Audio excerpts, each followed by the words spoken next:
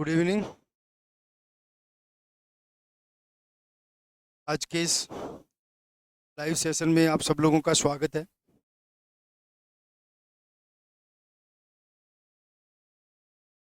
आज हम लोग बेसिकली जो डिस्कस करेंगे वो आयनिक इक्विलिब्रियम के बारे में डिस्कस करेंगे।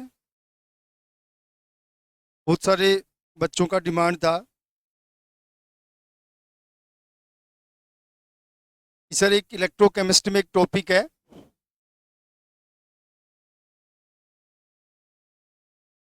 जो आयनिक इक्विलिब्रियम से रिलेटेड है, उसको आप कंप्लीट करवा दो। तो देखो, वैसे तो मैंने इसलिए थोड़ा सा ये सोचा था मैंने कि काफ़ी लेंथी हो जाएगा बच्चों के लिए, लेकिन सब लोगों का था कि सर एक बार एक एक क्वेश्चन वहाँ से आता है, तो एक बार आप इस एक क्वेश्चन का जो भी है जितना भी हो सकता है सर आप लोग एक बार करवा दो। तो देखो, उस क्वेश्चन को पढ़ने के लिए या उस क्वेश्चन के लिए हमें कुछ सारी चीजें डिस्कस करनी पड़ेंगी। देखो देखो उसके लिए लगभग हमें 4-5 क्लासेस चाहिएंगी। वैसे जो पार्ट है आपका जो क्वेश्चन वाला वो हमेशा पीएस से आता है, लेकिन फिर भी हमें कुछ और चीजें भी डिस्कस करनी होती हैं।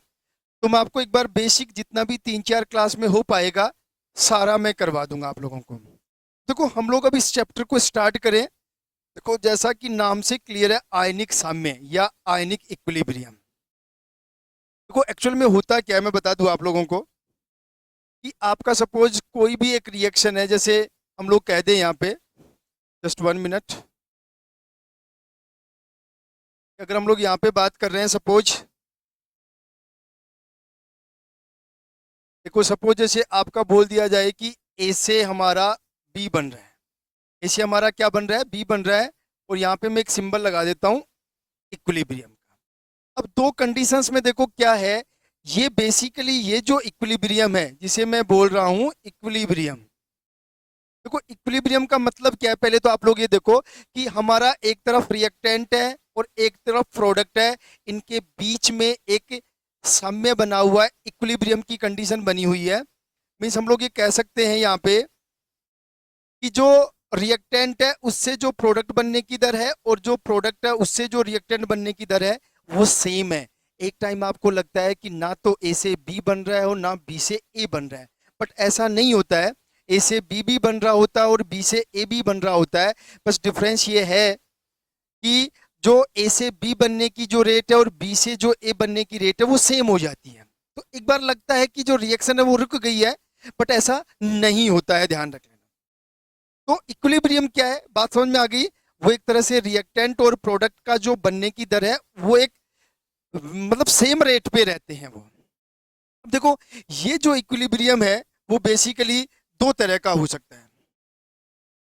ये जो इक्विलिब्रियम है वो बेसिकली दो तरह का हो सकता है। देखो, दो तरह का होने का सेंस क्या है, देखो यहां से ये भी समझ लेना आप लोग अच्छे से। देखो यहाँ पे जो इक्विलिब्रियम है, जस्ट 1 मिनट, जो इक्विलिब्रियम है वो जो इक्विलिब्रियम है आपका, देखो ध्यान से समझना, दो तरह का इक्विलिब्रियम हो सकता है। ये जो इक्विलिब्रियम हो सकता है ये इक्विलिब्रियम बिटवीन मोलिक्यूल्स हो, ध्यान रखना अच्छी तरह से, बिटवीन मोलिक्यूल्स और हो सकता है बिटवीन आयंस हो। ध्यान रखना, बहुत इंपॉर्टेंट है, यहीं से चीजें क्लियर होंगी। तो अगर आपका इक्विलिब्रियम मोलिक्यूल्स के बीच में है तो उसे हम लोग बोलते हैं केमिकल इक्विलिब्रियम। ध्यान रख लेना अच्छी तरह से, ये सारा हम लोग किस में पढ़ते हैं, केमिकल इक्विलिब्रियम में। और अगर आपका जो इक्विलिब्रियम है अगर वो आयंस के बीच में है तो इसे हम लोग बोलते हैं आयनिक इक्विलिब्रियम। देखो सबसे पहले आप लोगों को यही समझना है कि बेसिकली आयनिक इक्विलिब्रियम होता क्या है, ये आप लोग अच्छी तरह से समझ लो। तो जो इक्विलिब्रियम अगर मॉलिक्यूल्स के बीच में है तो उसे हम केमिकल इक्विलिब्रियम बोलेंगे, और अगर आयंस के बीच में है तो उसे हम लोग आयनिक इक्विलिब्रियम बोलेंगे। तो ये तो देखो आपके सिलेबस में बिल्कुल भी नहीं है। आपके सिलेबस में मेनली जो आयनिक इक्विलिब्रियम है, मीन्स हमारा जो मेन टारगेट है वो किस पे रहेगा, हमारा इस पूरे चैप्टर में आयनिक इक्विलिब्रियम में। ये इंपॉर्टेंट चीज है। मीन्स हम लोग कह सकते हैं कि जो इक्विलिब्रियम होगा वो किसके बीच में होगा, आयंस के बीच में होगा। ये सेकंड इंपॉर्टेंट चीज है, ठीक है। अब देखो आयनिक इक्विलिब्रियम के लिए क्या जरूरी है, जैसे हम लोग यहाँ पे एक एग्जांपल लिखें। एग्जांपल जैसे मैं कह सकता हूँ कि यहाँ पे NaCl है, और NaCl जो है वो किस किस में टूटेगा, Na+ और Cl-। तो इनके बीच में इस Na+ और Cl- और इस NaCl के बीच में क्या रहेगा, आपका इक्विलिब्रियम रहता है, साम्य रहता है। अब देखो सबसे इंपॉर्टेंट चीज आती है, आगे स्टार्ट करें कि बेसिकली हमें पढ़ना क्या है। आयनिक इक्विलिब्रियम जो हमारा है, जो आयनिक इक्विलिब्रियम जिसे मैं बार बार बोल रहा हूं, इस आयनिक इक्विलिब्रियम में पढ़ना क्या है। तो यहाँ पे जो हमारा मेन टारगेट होता है वो होता है इलेक्ट्रोलाइट्स। देखो ध्यान से समझ लो भाई, मेन टारगेट किस पे हमारा, इलेक्ट्रोलाइट्स पे। क्योंकि देखो इलेक्ट्रोलाइट्स का क्या होता है, इलेक्ट्रोलाइट्स का डिसोसिएशन होता है, और डिसोसिएशन होने से उनसे क्या बनते हैं, आयंस बनते हैं। सेकंड इंपॉर्टेंट चीज है, डिसोसिएशन होगा इलेक्ट्रोलाइट्स का, इलेक्ट्रोलाइट से क्या बनेगा, आयंस। अब देखो सेकंड इंपॉर्टेंट चीज ये कि आपका इलेक्ट्रोलाइट क्या हो सकता है, ध्यान से रखना। ये इलेक्ट्रोलाइट साल्ट भी हो सकता है, आपका एसिड भी हो सकता है, और आपका बेस भी हो सकता है। ये भी बड़ी इंपॉर्टेंट चीज है कि मेनली जो हमारा टारगेट है आयनिक इक्विलिब्रियम पे, वो हमारा मेन टारगेट इलेक्ट्रोलाइट्स पे रहेगा। क्योंकि इलेक्ट्रोलाइट्स का क्या होता है, एक्वस मीडियम में क्या होता है, डिसोसिएशन होता है। मींस हम लोग ये कह सकते हैं कि आपका इलेक्ट्रोलाइट्स क्या है, या हम लोग कह सकते हैं कि इलेक्ट्रोलाइट्स वो सब्सटेंस हैं जो डिसोसिएट होते हैं, डिसोसिएट्स इन एक्वस सॉल्यूशन। इलेक्ट्रोलाइट्स क्या है, जो डिसोसिएट होते हैं किसमें, एक्वस सॉल्यूशन में। और ये इलेक्ट्रोलाइट्स क्या क्या हो सकते हैं, साल्ट हो सकते हैं, एसिड हो सकते हैं, बेस हो सकते हैं, जो डिसोशिएट होकर के क्या देते हैं, आयंस देते हैं। ये भी इंपॉर्टेंट चीज है। और ये सेकंड इंपॉर्टेंट चीज है, बहुत इंपॉर्टेंट चीज है कि देखो अब समझो आप लोग चीजों को, एक एक लाइन को आप समझना है कि आयनिक इक्विलिब्रियम में किसका इक्विलिब्रियम की स्टडी करते हैं, आयंस की। और बेसिकली आयंस कहाँ आते हैं, इलेक्ट्रोलाइट से। इलेक्ट्रोलाइट्स क्या होते हैं, वो सब्सटेंस जो एक्वस मीडियम में या एक्वस सॉल्यूशन में डिसोशिएट होते हैं। और इलेक्ट्रोलाइट्स जो डिसोशिएट होते हैं वो डिसोशिएट होकर के आयंस देते हैं, अभी तो आयनिक इक्विलिब्रियम की कंडीशन आएगी। और बेसिकली ये जो इलेक्ट्रोलाइट्स हैं वो क्या हो सकते हैं, वो एसिड भी हो सकते हैं, वो बेस भी हो सकते हैं, और वो साल्ट भी हो सकते हैं। क्लियर है, आगे चलते हैं। आगे की क्या कहानी है देखो। अब ये जो आपके इलेक्ट्रोलाइट्स हैं, ध्यान रखना, ये जो आपके इलेक्ट्रोलाइट्स हैं इनको बेसिकली हम लोग दो पार्ट में डिवाइडेड करते हैं। एक आपके होते हैं स्ट्रॉन्ग इलेक्ट्रोलाइट, और एक आपके होते हैं वीक इलेक्ट्रोलाइट। देखो स्ट्रॉन्ग इलेक्ट्रोलाइट वो होते हैं जो एक्वस मीडियम में ये मान के चलो कि 100% डिसोशिएट हो जाते हैं। और वीक इलेक्ट्रोलाइट वो होते हैं, देखो वो इलेक्ट्रोलाइट चाहे साल्ट हो, चाहे एसिड हो, चाहे बेस हो, वो 100% डिसोशिएट होगा तो स्ट्रॉन्ग इलेक्ट्रोलाइट की कैटेगरी में आएगा।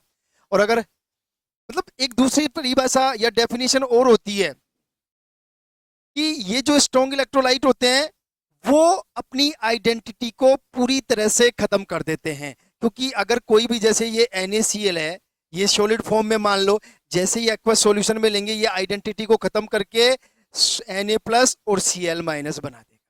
जबकि जो वीक इलेक्ट्रोलाइट्स है वो कभी भी 100% डिसोशिएट नहीं होते हैं। उनकी जो मात्रा है बेसिकली एक जनरल टर्म्स में माना जाता है कि 30 से 50% डिसोशिएट होते हैं। कितने डिसोशिएट होते हैं, 30 से 50% होते हैं। इसका मतलब ये माना जाता है कि ये जो इलेक्ट्रोलाइट है वो एक्वस सॉल्यूशन में अपनी आइडेंटिटी को बनाए रखते हैं। क्योंकि पूरा का, जैसे हमने मान लो किसी मॉलिक्यूल्स में, किसी किसी एक्वस सॉल्यूशन में 100 मॉलिक्यूल्स एसिटिक एसिड के डाले, तो पूरे के पूरे 100 मॉलिक्यूल्स तो डिसोशिएट नहीं होंगे। ये मान लो 50 मॉलिक्यूल्स डिसोशिएट होकर के एसीटेट आयन और H+ आयन दे दिया, लेकिन अभी भी तो 50 जो मॉलिक्यूल है वो CH3COOH की फॉर्म में रहेंगे। इसका मतलब क्या समझ में आया, जो ये दूसरी इंपॉर्टेंट चीज है कि जो वीक इलेक्ट्रोलाइट है वो किसी भी एक्वस सॉल्यूशन में अपनी आइडेंटिटी को पूरी तरह से कंप्लीटली खत्म नहीं करते हैं। क्योंकि पूरे के पूरे मॉलिक्यूल्स डिसोशिएट नहीं होंगे, और डिसोशिएट नहीं होंगे तो आपको पता है कुछ मॉलिक्यूल्स की आइडेंटिटी बनी रहेगी। क्लियर है भाई? यहां से समझ लो। तो हमने एक तरह से स्ट्रॉन्ग और वीक इलेक्ट्रोलाइट्स के बारे में बता दिया है। अब देखो वैसे तो आपको पता है, लेकिन फिर भी हम लोग डिस्कस कर लेते हैं। देखो डिस्कस क्या करना है, देखो कुछ एग्जाम्पल्स हम लोग ले लेते हैं। देखो, और एग्जाम्पल्स में क्या लेंगे हम लोग, देखो वीक इलेक्ट्रोलाइट और स्ट्रॉन्ग इलेक्ट्रोलाइट्स के एग्जाम्पल हम लोग डिस्कस कर लेते हैं। सबसे पहले हम लोग ले लेते हैं, देखो स्ट्रॉन्ग इलेक्ट्रोलाइट्स के एग्जाम्पल ले लेते हैं।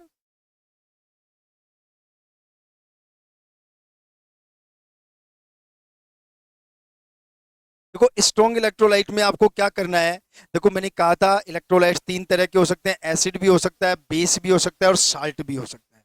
तो देखो कुछ एसिड जैसे HCl, HBr, HiH2SO4, ध्यान रखना और भी बहुत सारे एग्जाम्पल हैं, लेकिन जो मेनली जो हम लोग एग्जाम्पल पढ़ रहे हैं वो सारे एग्जाम्पल मैं बता देता हूँ। H2SO4 मैंने लिख दिया था, दोबारा लिख दिया, कोई इशू नहीं है। HClO4 मैंने लिख दिया। ये सारे एसिड्स हैं, और ये कैसे एसिड्स हैं, ये स्ट्रॉन्ग एसिड्स की कैटेगरी में। ऐसे ही बेस होते हैं, जैसे सोडियम हाइड्रोक्साइड हो जाएगा, पोटेशियम हाइड्रोक्साइड हो जाएगा, इसके बाद में रूबिडियम हाइड्रोक्साइड हो जाएगा, सीजियम हाइड्रोक्साइड हो जाएगा, कैल्शियम हाइड्रोक्साइड हो जाएगा, ठीक है। इसके बाद में बेरियम हाइड्रोक्साइड हो जाएगा। देखो इनका आपको कुछ बुक्स में ये वीक भी मिलेंगे, तो आप लोग ध्यान रखना, आपको स्ट्रॉन्ग में करके आना है। ये सारे बेस हैं, बस कौन सी कैटेगरी के बेस हैं, मतलब बेस हैं, इलेक्ट्रोलाइट हैं, बट स्ट्रॉन्ग इलेक्ट्रोलाइट की कैटेगरी में है, ठीक है। इसके बाद कुछ साल्ट, और साल्ट्स में आप लोग कर देना ऑल साल्ट्स, जितने भी साल्ट होते हैं वो बेसिकली स्ट्रॉन्ग ही होते हैं। जैसे हम लोग यहाँ पे बात करें आपका NaCl, KCl, MgCl2, आपका K2CO3, ठीक है। इवन जो आप लोग पढ़ते हो, ये ध्यान रखना, आप लोग कंफ्यूज मत होना, ACl, AgCl, PbSO4 और कैल्शियम कार्बोनेट, ये भी ध्यान रखना, ये तीनों भी स्ट्रॉन्ग साल्ट, या हम लोग कह सकते हैं साल्ट होते हैं और स्ट्रॉन्ग इलेक्ट्रोलाइट होते हैं। आप कंफ्यूज मत हो जाना, ये ये तीनों जो है इलेक्ट्रोलाइट तो स्ट्रॉन्ग है, ये स्प्रिंगली सोल्यूबल साल्ट होते हैं, अल्प विलेय लवण होते हैं। तो आप कभी भी कंफ्यूज मत हो जाना इन तीनों में। इलेक्ट्रोलाइट तो स्ट्रॉन्ग है, लेकिन जो सॉल्ट है वो स्प्रिंगली सोल्यूबल है, अल्प विलेय सॉल्ट है। और वैसे कैसे है, स्ट्रॉन्ग इलेक्ट्रोलाइट है। तो ये भी आप लोग क्लियर कर लेना। अब देखो ये तो आपकी सारी स्ट्रॉन्ग की कहानी हो गई। अब हम लोग कहानी पढ़ लेते हैं, थोड़ी सी वीक की कहानी पढ़ लेते हैं। अब वीक इलेक्ट्रोलाइट में भी वही तीन कंसेप्ट आएंगे हमारे, और तीन कंसेप्ट में क्या क्या हो सकता है, वही हमारे एसिड हो सकते हैं। और एसिड में हम लोग क्या क्या लेंगे, जो वीक की कैटेगरी में होंगी, ध्यान रख लेना आप लोग हमेशा, ये आप लोग हमेशा ध्यान रखना, CH3COOH, SCN, ठीक है, ये दो तो एसिड है हमारे। इसके बाद में देखो NH4OH, ये बेस है हमारा। इसके बाद में देखो NH3 हो सकता है, यहाँ पे आप HF भी लिख लेना। अब देखो बहुत सारी बुक्स में, सॉरी ये SCN है, Cl नहीं है, ध्यान रखना, मैंने SCN बोला है। एसिटिक एसिड हो गया, SCN हो गया, HF हो गया।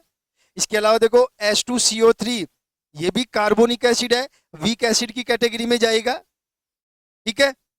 इसके बाद में ऑक्जेलिक एसिड, ध्यान रखना, ऑक्जेलिक एसिड भी वीक एसिड की कैटेगरी में आता है। इसके बाद में H2O, H2O तो वैसे एम्फोटेरिक है, एसिड भी होता है, बेस भी होता है, लेकिन ये अगर एसिड की कैटेगरी में है तो वीक एसिड की कैटेगरी में जाएगा, वीक इलेक्ट्रोलाइट की कैटेगरी में जाएगा, ध्यान रखना।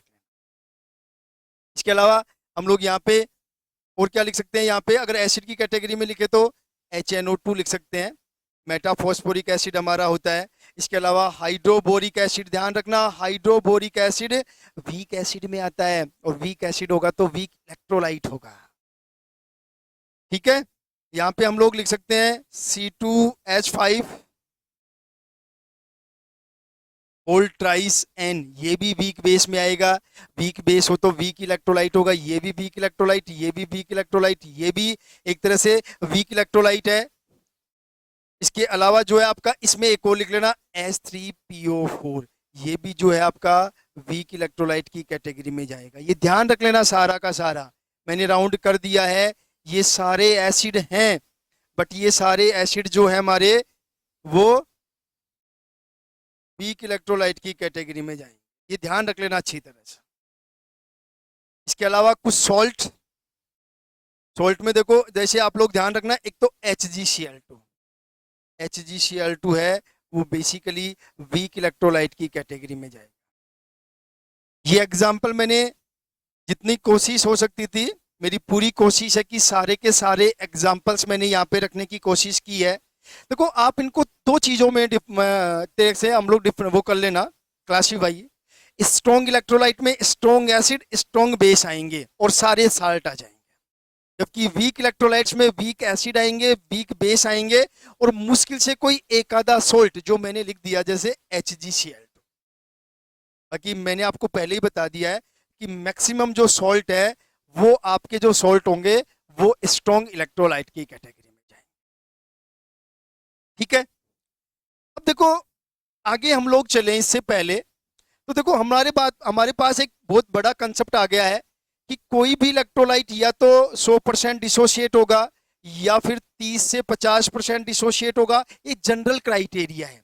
बाकी हम लोग क्लियर कट नहीं कह सकते कि कितना डिसोशिएट होगा। तो अगर हमें किसी भी सॉल्ट का या किसी भी एसिड का किसी भी बेस का अगर डिग्री ऑफ डिसोसिएशन निकालना है, ध्यान रखना क्या निकालेंगे, डिग्री ऑफ डिसोसिएशन। अब देखो एक एक लाइन आप लोग समझ लेना, बहुत इंपॉर्टेंट है अपने आप में, डिग्री ऑफ डिसोसिएशन। और इस डिग्री ऑफ डिसोसिएशन को हम लोग बोलते हैं अल्फा। और ये जो फॉर्मूला लिखा जाता है वो होता है, कोई भी सॉल्ट है उसका नंबर ऑफ मोल्स डिसोसिएट, कि कोई भी टोटल मोल कितने भी हैं उनमें से कितने मोल डिसोसिएट हो गए हैं, और टोटल नंबर ऑफ मोल्स, बस इन दोनों का जो रेशियो होता है टोटल नंबर ऑफ मोल्स किसके, उस इलेक्ट्रोलाइट का। हमारे पास कोई भी इलेक्ट्रोलाइट है और हम अगर उसका डिग्री ऑफ डिसोसिएशन निकालना है जिसे हम लोग अल्फा से रिप्रेजेंट करते हैं। अल्फा क्या है, वो अमाउंट है, जैसे मान लो किसी भी सॉल्यूशन में, एक्वा सॉल्यूशन में हमने कोई इलेक्ट्रोलाइट डाला, उस इलेक्ट्रोलाइट का कितना पार्ट, मतलब हम लोग कह सकते हैं वियोजन की मात्रा अल्फा, कि जैसे 100 मॉलिक्यूल डाले तो उनमें से कितने मॉलिक्यूल डिसोशिएट हो गए, उसको हम लोग इस फॉर्मूले से निकालते हैं, नंबर ऑफ मोल्स डिसोशिएट, की कितने मोल डिसोशिएट हो गए और टोटल कितने मोल लिए थे। सपोज हमने एसिटिक एसिड के 100 मॉलिक्यूल लिए, और सपोज तो इसकी सपोज इनमें से मान लो कि 60 मॉलिक्यूल डिसोशिएट हो गए। कितने मॉलिक्यूल डिसोशिएट हो गए, 60 मॉलिक्यूल डिसोशिएट हो गए, और टोटल कितने हैं 100। तो यहाँ पे जो होगा आपका 0.6 अल्फा का जो एक तरह से अल्फा की जो मात्रा आएगी वो 0.6, और अगर इसको परसेंटेज में लिखे तो कितना परसेंट डिसोशिएट हो गया है, 60%। देखो मैं ये सब चीजें इसलिए बता रहा हूं कि इन सब चीजों को समझना बहुत जरूरी है आप लोगों के लिए। देखो अगर आपको परसेंटेज में बोलेगा तो उसको ये बोलेगा कि 60% डिसोशिएट हो गया है, और अगर सिंपल विदाउट परसेंटेज बोलेगा तो वो कहेगा कि 0.6 इतना पार्ट जो है, जो अल्फा है वो कितना है, 0.6 है।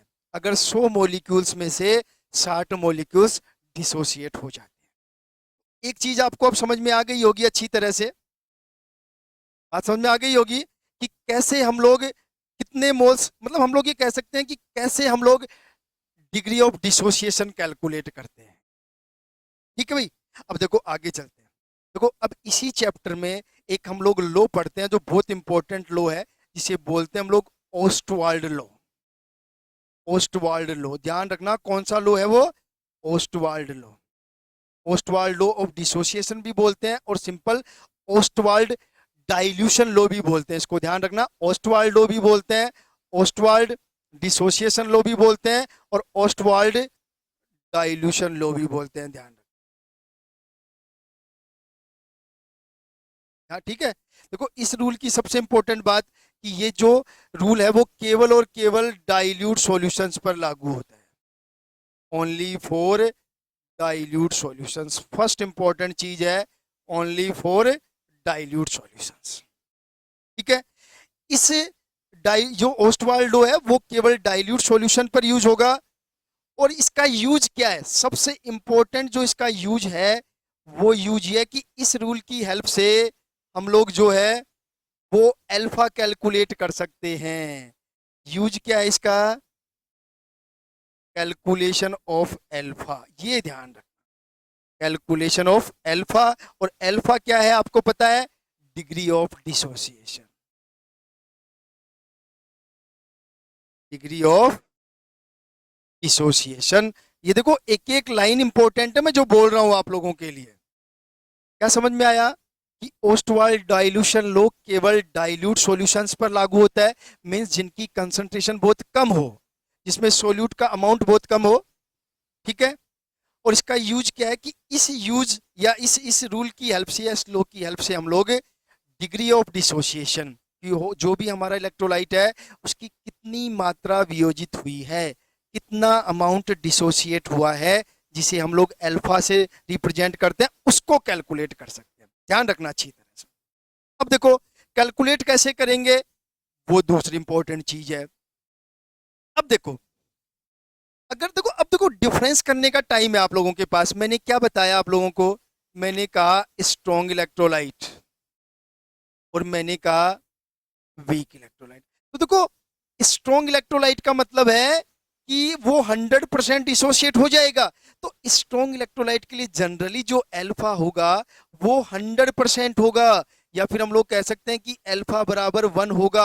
अगर परसेंटेज में लिखेंगे तो 100%, और जनरली अगर अल्फा लिखेंगे विदाउट परसेंटेज तो वो कितना होगा, 1 होगा। क्योंकि अगर 100 मॉलिक्यूल लिए हैं और 100 के 100 ही डिसोशिएट हो गए तो कितना आएगा, 1। और अगर इसी को परसेंटेज में कन्वर्ट करेंगे तो कितना आ जाएगा, 100%।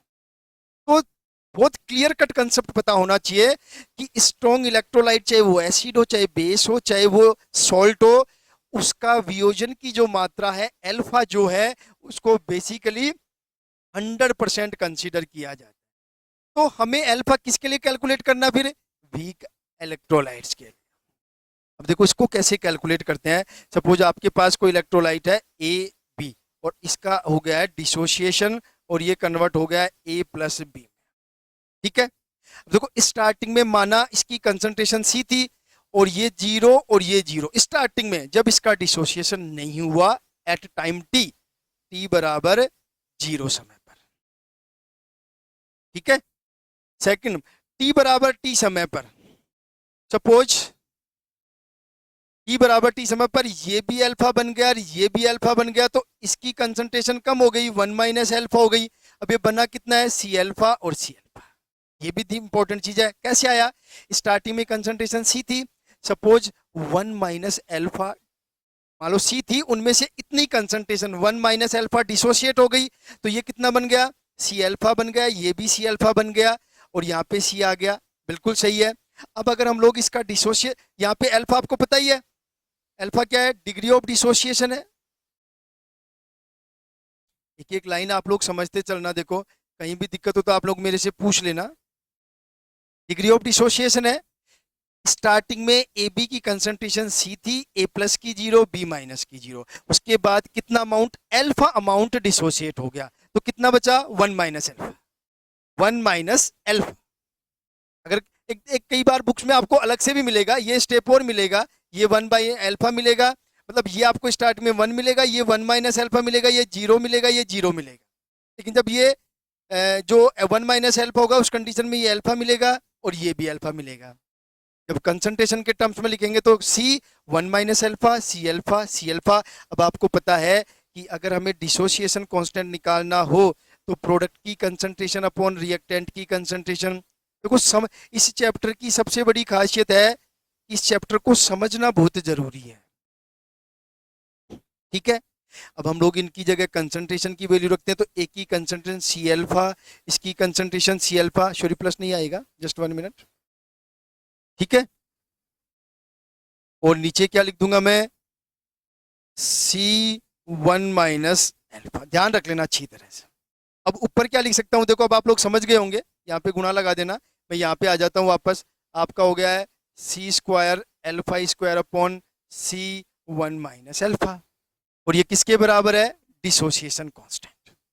देखो एक सी से एक सी कैंसिल कर जाएगा आपका, तो के बराबर आपका हो जाएगा C alpha square upon one minus alpha, और इसको आप लोग दे दो इक्वेशन नंबर 1। ठीक है, देखो ये इक्वेशन तभी वैलिड है, ध्यान रखना, ये इक्वेशन तभी वैलिड है जब अल्फा जो है लेस देन 5%। ये बड़ा इंपॉर्टेंट कंसेप्ट,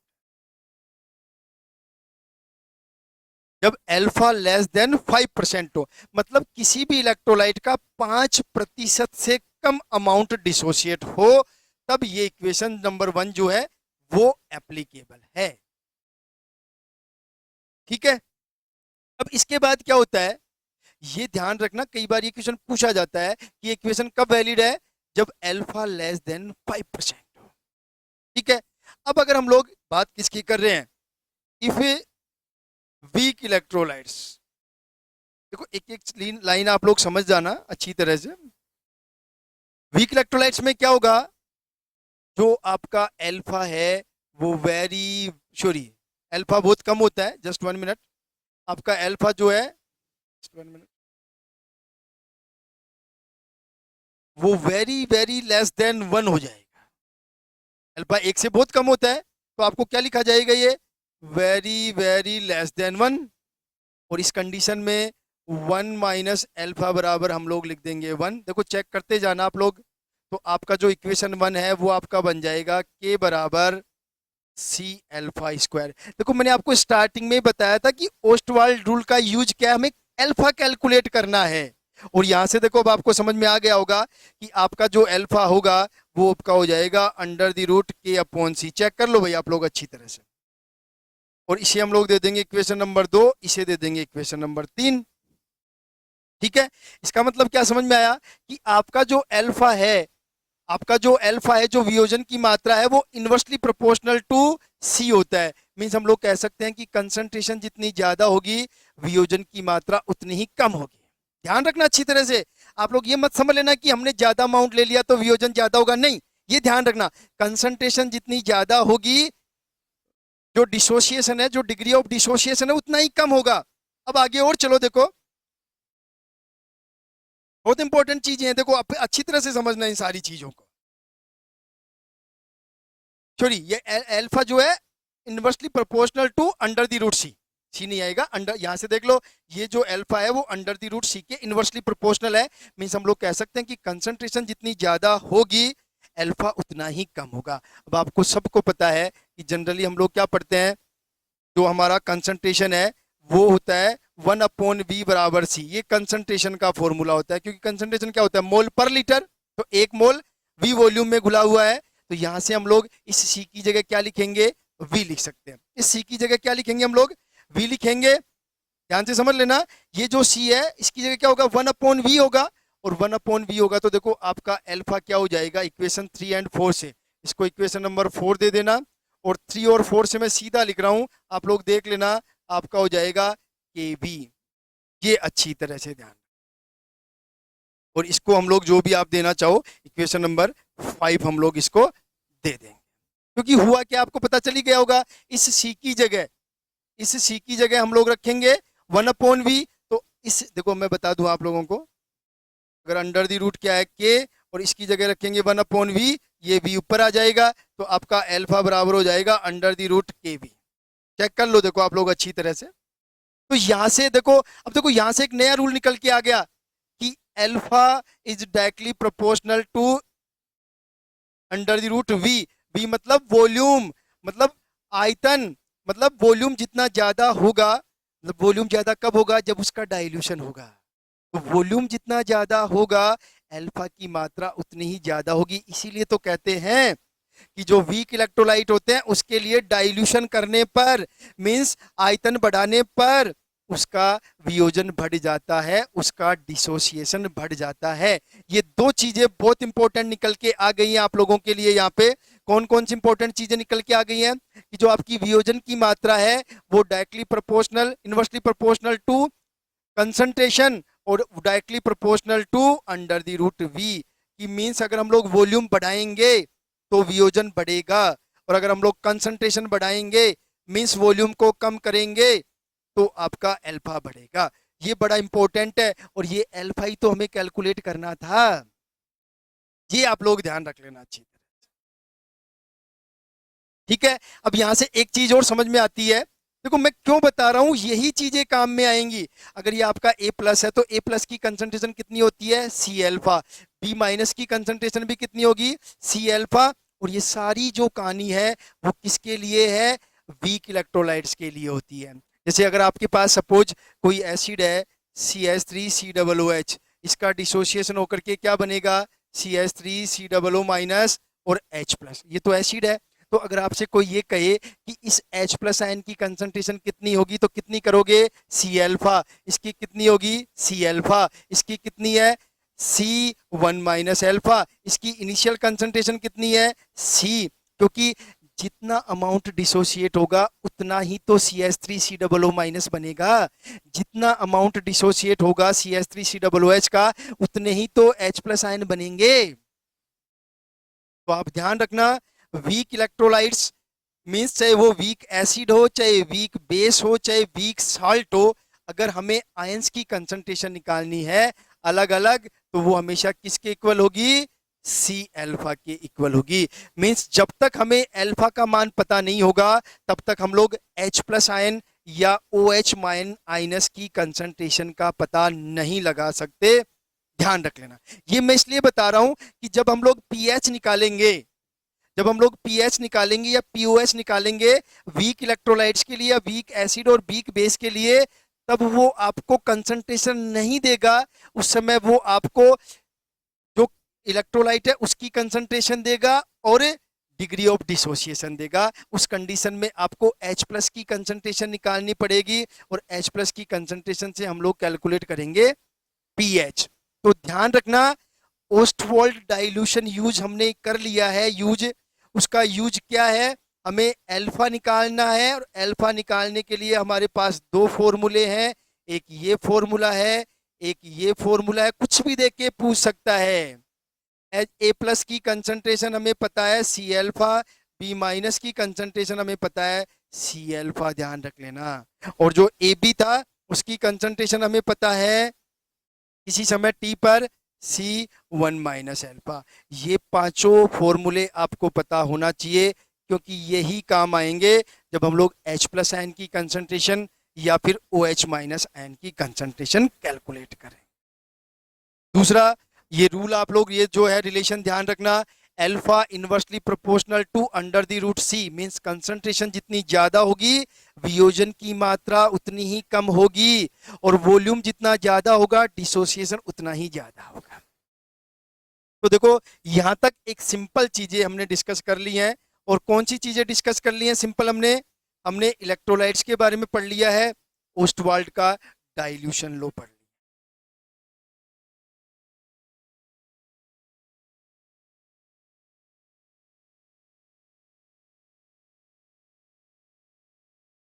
ठीक है, आगे चलें। आगे की क्या कहानी है देखो।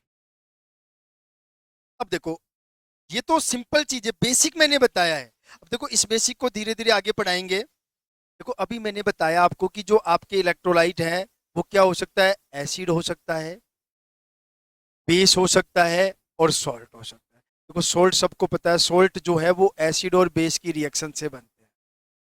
एसिड और बेस की रिएक्शन से क्या बनता है, आपका सॉल्ट बनता है। ऐसा सॉल्ट बनेगा वो हम लोग आगे डिसाइड करेंगे। अब देखो हमारे पास दो चीजें निकल के आ गई हैं जो हमें पता होना चाहिए पहले आगे बढ़ने से पहले। एक तो हमें पता होना चाहिए कि एसिड क्या होते हैं। पहले हम लोग किसके बारे में बात करेंगे, एसिड के बारे में बात। और देखो एसिड के बारे में हम लोग स्टार्ट करें उससे पहले ध्यान रखना कुछ इंपॉर्टेंट चीजें। देखो एसिड्स को एक्सप्लेन करने के लिए बेसिकली 5 थ्योरीज दी जाती हैं, जिनमें से 3 थ्योरी हम लोग डिस्कस करेंगे। एक लक्स फ्लड थ्योरी होती है, वो इंपॉर्टेंट नहीं है, और एक hard and soft acid base theory है जिसका यहाँ पे यूज नहीं है। यहाँ पे हम लोग एसिड्स को एक्सप्लेन करने के लिए बेसिकली 3 थ्योरी डिस्कस करेंगे। एक हमारी होती है आरेनियस थ्योरी। पहला कंसेप्ट है आरेनियस थ्योरी, ध्यान रख लेना भाई अच्छी तरह से, ये आरेनियस साइंटिस्ट ने दी थी। और आरेनियस ने क्या बताया था, आरेनियस ने क्या बताया था, ध्यान रख लेना।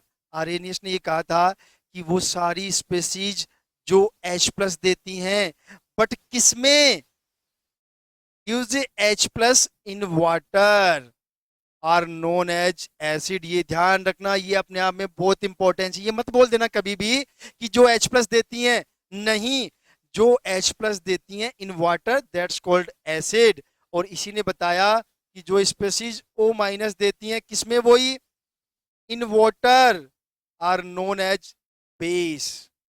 बड़ी इंपॉर्टेंट कहानी है आरएनएस थ्योरी की, जो स्पेसीज H प्लस देगी और जो स्पेसीज OH माइनस देगी, बट किसमें, वाटर में। जो H प्लस देगी वो एसिड, जो OH माइनस देगा वो बेस, दैट्स कॉल्ड। अगर कोई भी स्पेसीज है, मान लो हमारे पास सपोज ये HX है, और HX जब डिसोशिएट होगा इन वाटर, ये जरूर ध्यान रख लेना, ये HX किस में ले रहे हैं, एक्वस सॉल्यूशन में, तो आपका क्या बनेगा, H प्लस एक्वस बन जाएगा और X माइनस एक्वस बन जाएगा। सेकंड इंपॉर्टेंट, ऐसे ही अगर आपका कोई बेस है, सपोज MOH है, वही किस में लेंगे, एक्वस में, तो आपका M प्लस यहाँ पे एक्वस कंडीशन में होगा और OH माइनस ये भी आपका एक्वस कंडीशन में।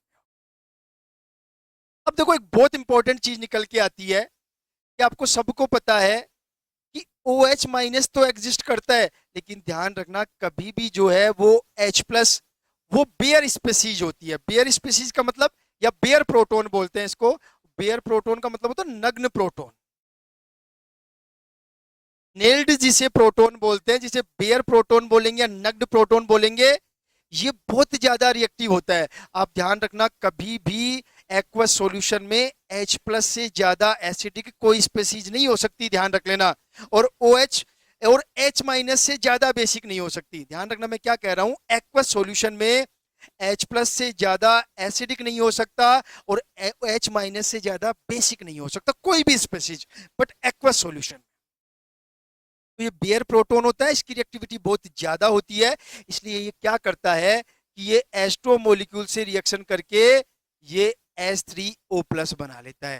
देखो इस H3O प्लस के दो नाम है, आपको कई जगह मिलेगा हाइड्रोनियम आयन, ध्यान रख लेना, कई जगह आपको क्या मिलेगा, हाइड्रोनियम आयन, और कई जगह आपको मिलेगा हाइड्रोक्सोनियम आयन। दोनों एक ही चीजें हैं, ध्यान रख लेना। हाइड्रोनियम आयन और हाइड्रोक्सिनियम आयन दोनों चीजें सेम हैं। कैसे बनता है वो मैंने आप लोगों को बता दिया है, क्योंकि एक्चुअल में ये स्टेबल नहीं होता है, और स्टेबल नहीं होने की वजह से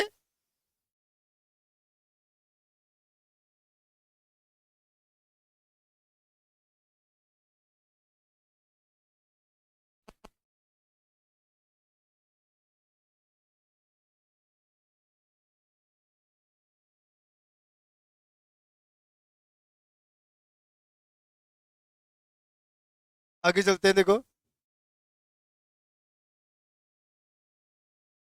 जस्ट एक मिनट,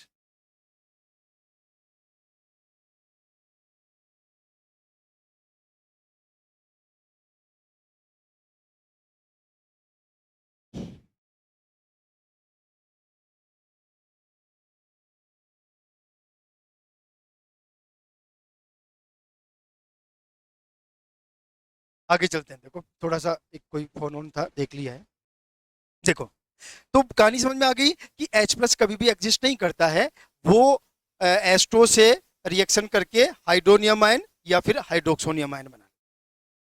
तो यहाँ पे जो एक, ये तो समझ में आ गया कि H प्लस क्या है, OH माइनस देते, जो एसिड है H प्लस देगा in water, in aqueous solution OH minus base देगा in aqueous solution. H plus की कहानी बता दी। अब देखो इस जो थ्योरी है, जो आर्हेनियस थ्योरी है, उसका सबसे बड़ा ड्रॉबैक ये था कि ये जो एसिडिटी और बेसिसिटी को एक्सप्लेन करता है वो केवल एक्वस सॉल्यूशन में ही करता है। मतलब सॉलिड स्टेट में या फिर विदाउट एक्वस सॉल्यूशन जो है, ये थ्योरी एसिड बेस को एक्सप्लेन नहीं कर पाता। पहला ड्रॉबैक है किसका, आर्हेनियस थ्योरी। ये ड्रॉबैक है क्योंकि आर्हेनियस थ्योरी एसिडिटी और बेसिसिटी को समझाने के लिए एक्वस सॉल्यूशन की प्रेजेंस को मस्ट करता है।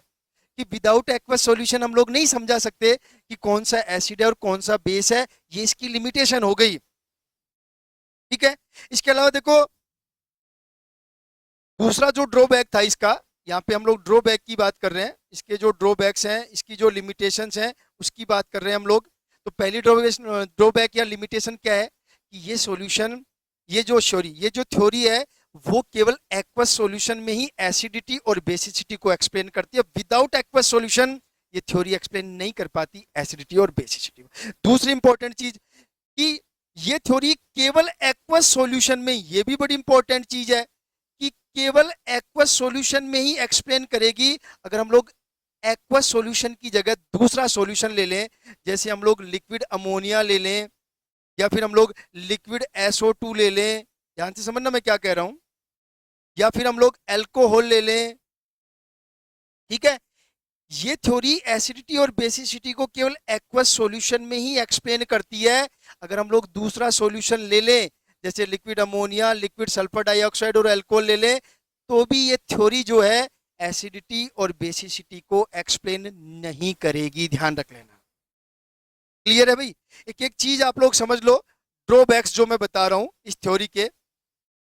नंबर 3 पे हम लोग बात करते हैं। देखो नंबर 3 थ्योरी क्या कहती है कि हमारे पास बहुत सारी स्पीसीज ऐसी होती हैं जो H+ नहीं देती हैं। जैसे हमारे पास, जैसे देखो CO2, SO2, SO3, ये सारी स्पीसीज देखो एसिड की तरह बिहेव करती हैं, लेकिन फिर भी देखो एसिड की तरह बिहेव करती हैं, इनमें H+ नहीं होता है, इसलिए ये जो स्पीसीज हैं इनकी एसिडिटी को भी आर्हेनियस थ्योरी एक्सप्लेन नहीं करती है, ध्यान रख लेना। क्योंकि आर्हेनियस थ्योरी तो केवल उनकी एसिडिटी को बताएगी जो क्या देते हैं H+, इनमें H+ नहीं है, इसलिए इनकी एसिडिटी को आर्हेनियस थ्योरी एक्सप्लेन नहीं कर पाती है, ध्यान रखना। इसके अलावा देखो कुछ कंपाउंड्स, जैसे हम लोग कह सकते हैं calcium oxide, NH3, ammonia, MgO, ये सारे बेस हैं और ये बेस की तरह बिहेव करते हैं, लेकिन ध्यान रखना इनमें से कोई भी OH- नहीं देता, तो इनकी बेसिसिटी को भी आर्हेनियस थ्योरी एक्सप्लेन नहीं करती है। मींस क्या समझ में आया कि ऐसे एसिड जो H+ नहीं देते और ऐसे बेस जो OH- नहीं देते हैं, इनकी बेसी एसिडिटी और बेसिसिटी को आर्हेनियस थ्योरी से एक्सप्लेन नहीं किया जाता है। तो ध्यान रखना, ये 3 ड्रॉबैक आपको ध्यान रखने हैं किसके, आर्हेनियस थ्योरी के। पहली कंडीशन, इसमें सॉल्वेंट की प्रेजेंट मस्ट है, विदाउट सॉल्वेंट आर्हेनियस थ्योरी कुछ भी नहीं है। दूसरा इंपॉर्टेंट ड्रॉबैक कि सॉल्वेंट प्रेजेंस मस्ट है, लेकिन वो भी केवल एक्वस सॉल्यूशन, वाटर में ही एसिडिटी और बेसिसिटी को एक्सप्लेन करती है। अगर हम लोग कोई दूसरा सॉल्वेंट ले जैसे liquid ammonia, liquid sulphur dioxide, alcohol, तो भी ये थ्योरी एसिडिटी और बेसिसिटी को समझाने में फेल हो जाती है। इसके अलावा बहुत सारे एसिड्स ऐसे होते हैं जो H+ देते हैं, H+ नहीं देते हैं। बहुत सारे बेस ऐसे होते हैं जो OH- नहीं देते, उनमें होते ही नहीं है H+ और OH- उनमें होते ही नहीं है, फिर भी वो एसिड और बेस की बिहेव करते हैं, तो उनकी एसिडिटी और बेसिसिटी को भी आर्हेनियस थ्योरी एक्सप्लेन नहीं कर पाया। तो ये 2 थ्योरी है, ये सॉरी 3 ड्रॉबैक है आर्हेनियस थ्योरी के, वो आप लोग ध्यान रखें। देखो कुछ एग्जांपल्स की बात करें, अगर हम लोग आर्हेनियस एसिड और बेसेज की बात करें, बट किस में, इन वाटर, तो देखो हम लोग कुछ एग्जांपल्स लिख सकते हैं जैसे H2SO4, HCl, HBr, ये सारे H+ देंगे, HI, HClO4, ये सारे आर्हेनियस एसिड्स के एग्जाम्पल हैं। इसके एग्जाम्पल है ये आर्हेनियस एसिड्स के एग्जाम्पल हैं।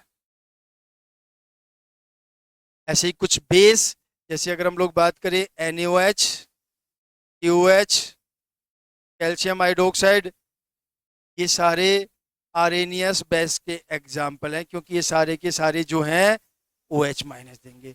ये सारे क्या देंगे एक्वस सॉल्यूशन में H+, और ये सारे एक्वस सॉल्यूशन में क्या देंगे OH-। This is very very important thing about Arrhenius theory. ठीक है, तो ये आपकी फर्स्ट थ्योरी हो गई है आर्हेनियस थ्योरी। अब हम लोग, मैंने क्या कहा था, 3 थ्योरी डिस्कस करेंगे हम लोग।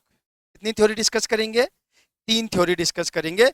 एक थ्योरी हमने डिस्कस कर ली है आरएनएस थ्योरी, दूसरी थ्योरी पे आते हैं हम लोग, और दूसरी जो हमारी थ्योरी है जो एसिड बेस को एक्सप्लेन करने के लिए यूज की जाती है, वो हमारी थ्योरी है Bronsted Lowry acid and basis.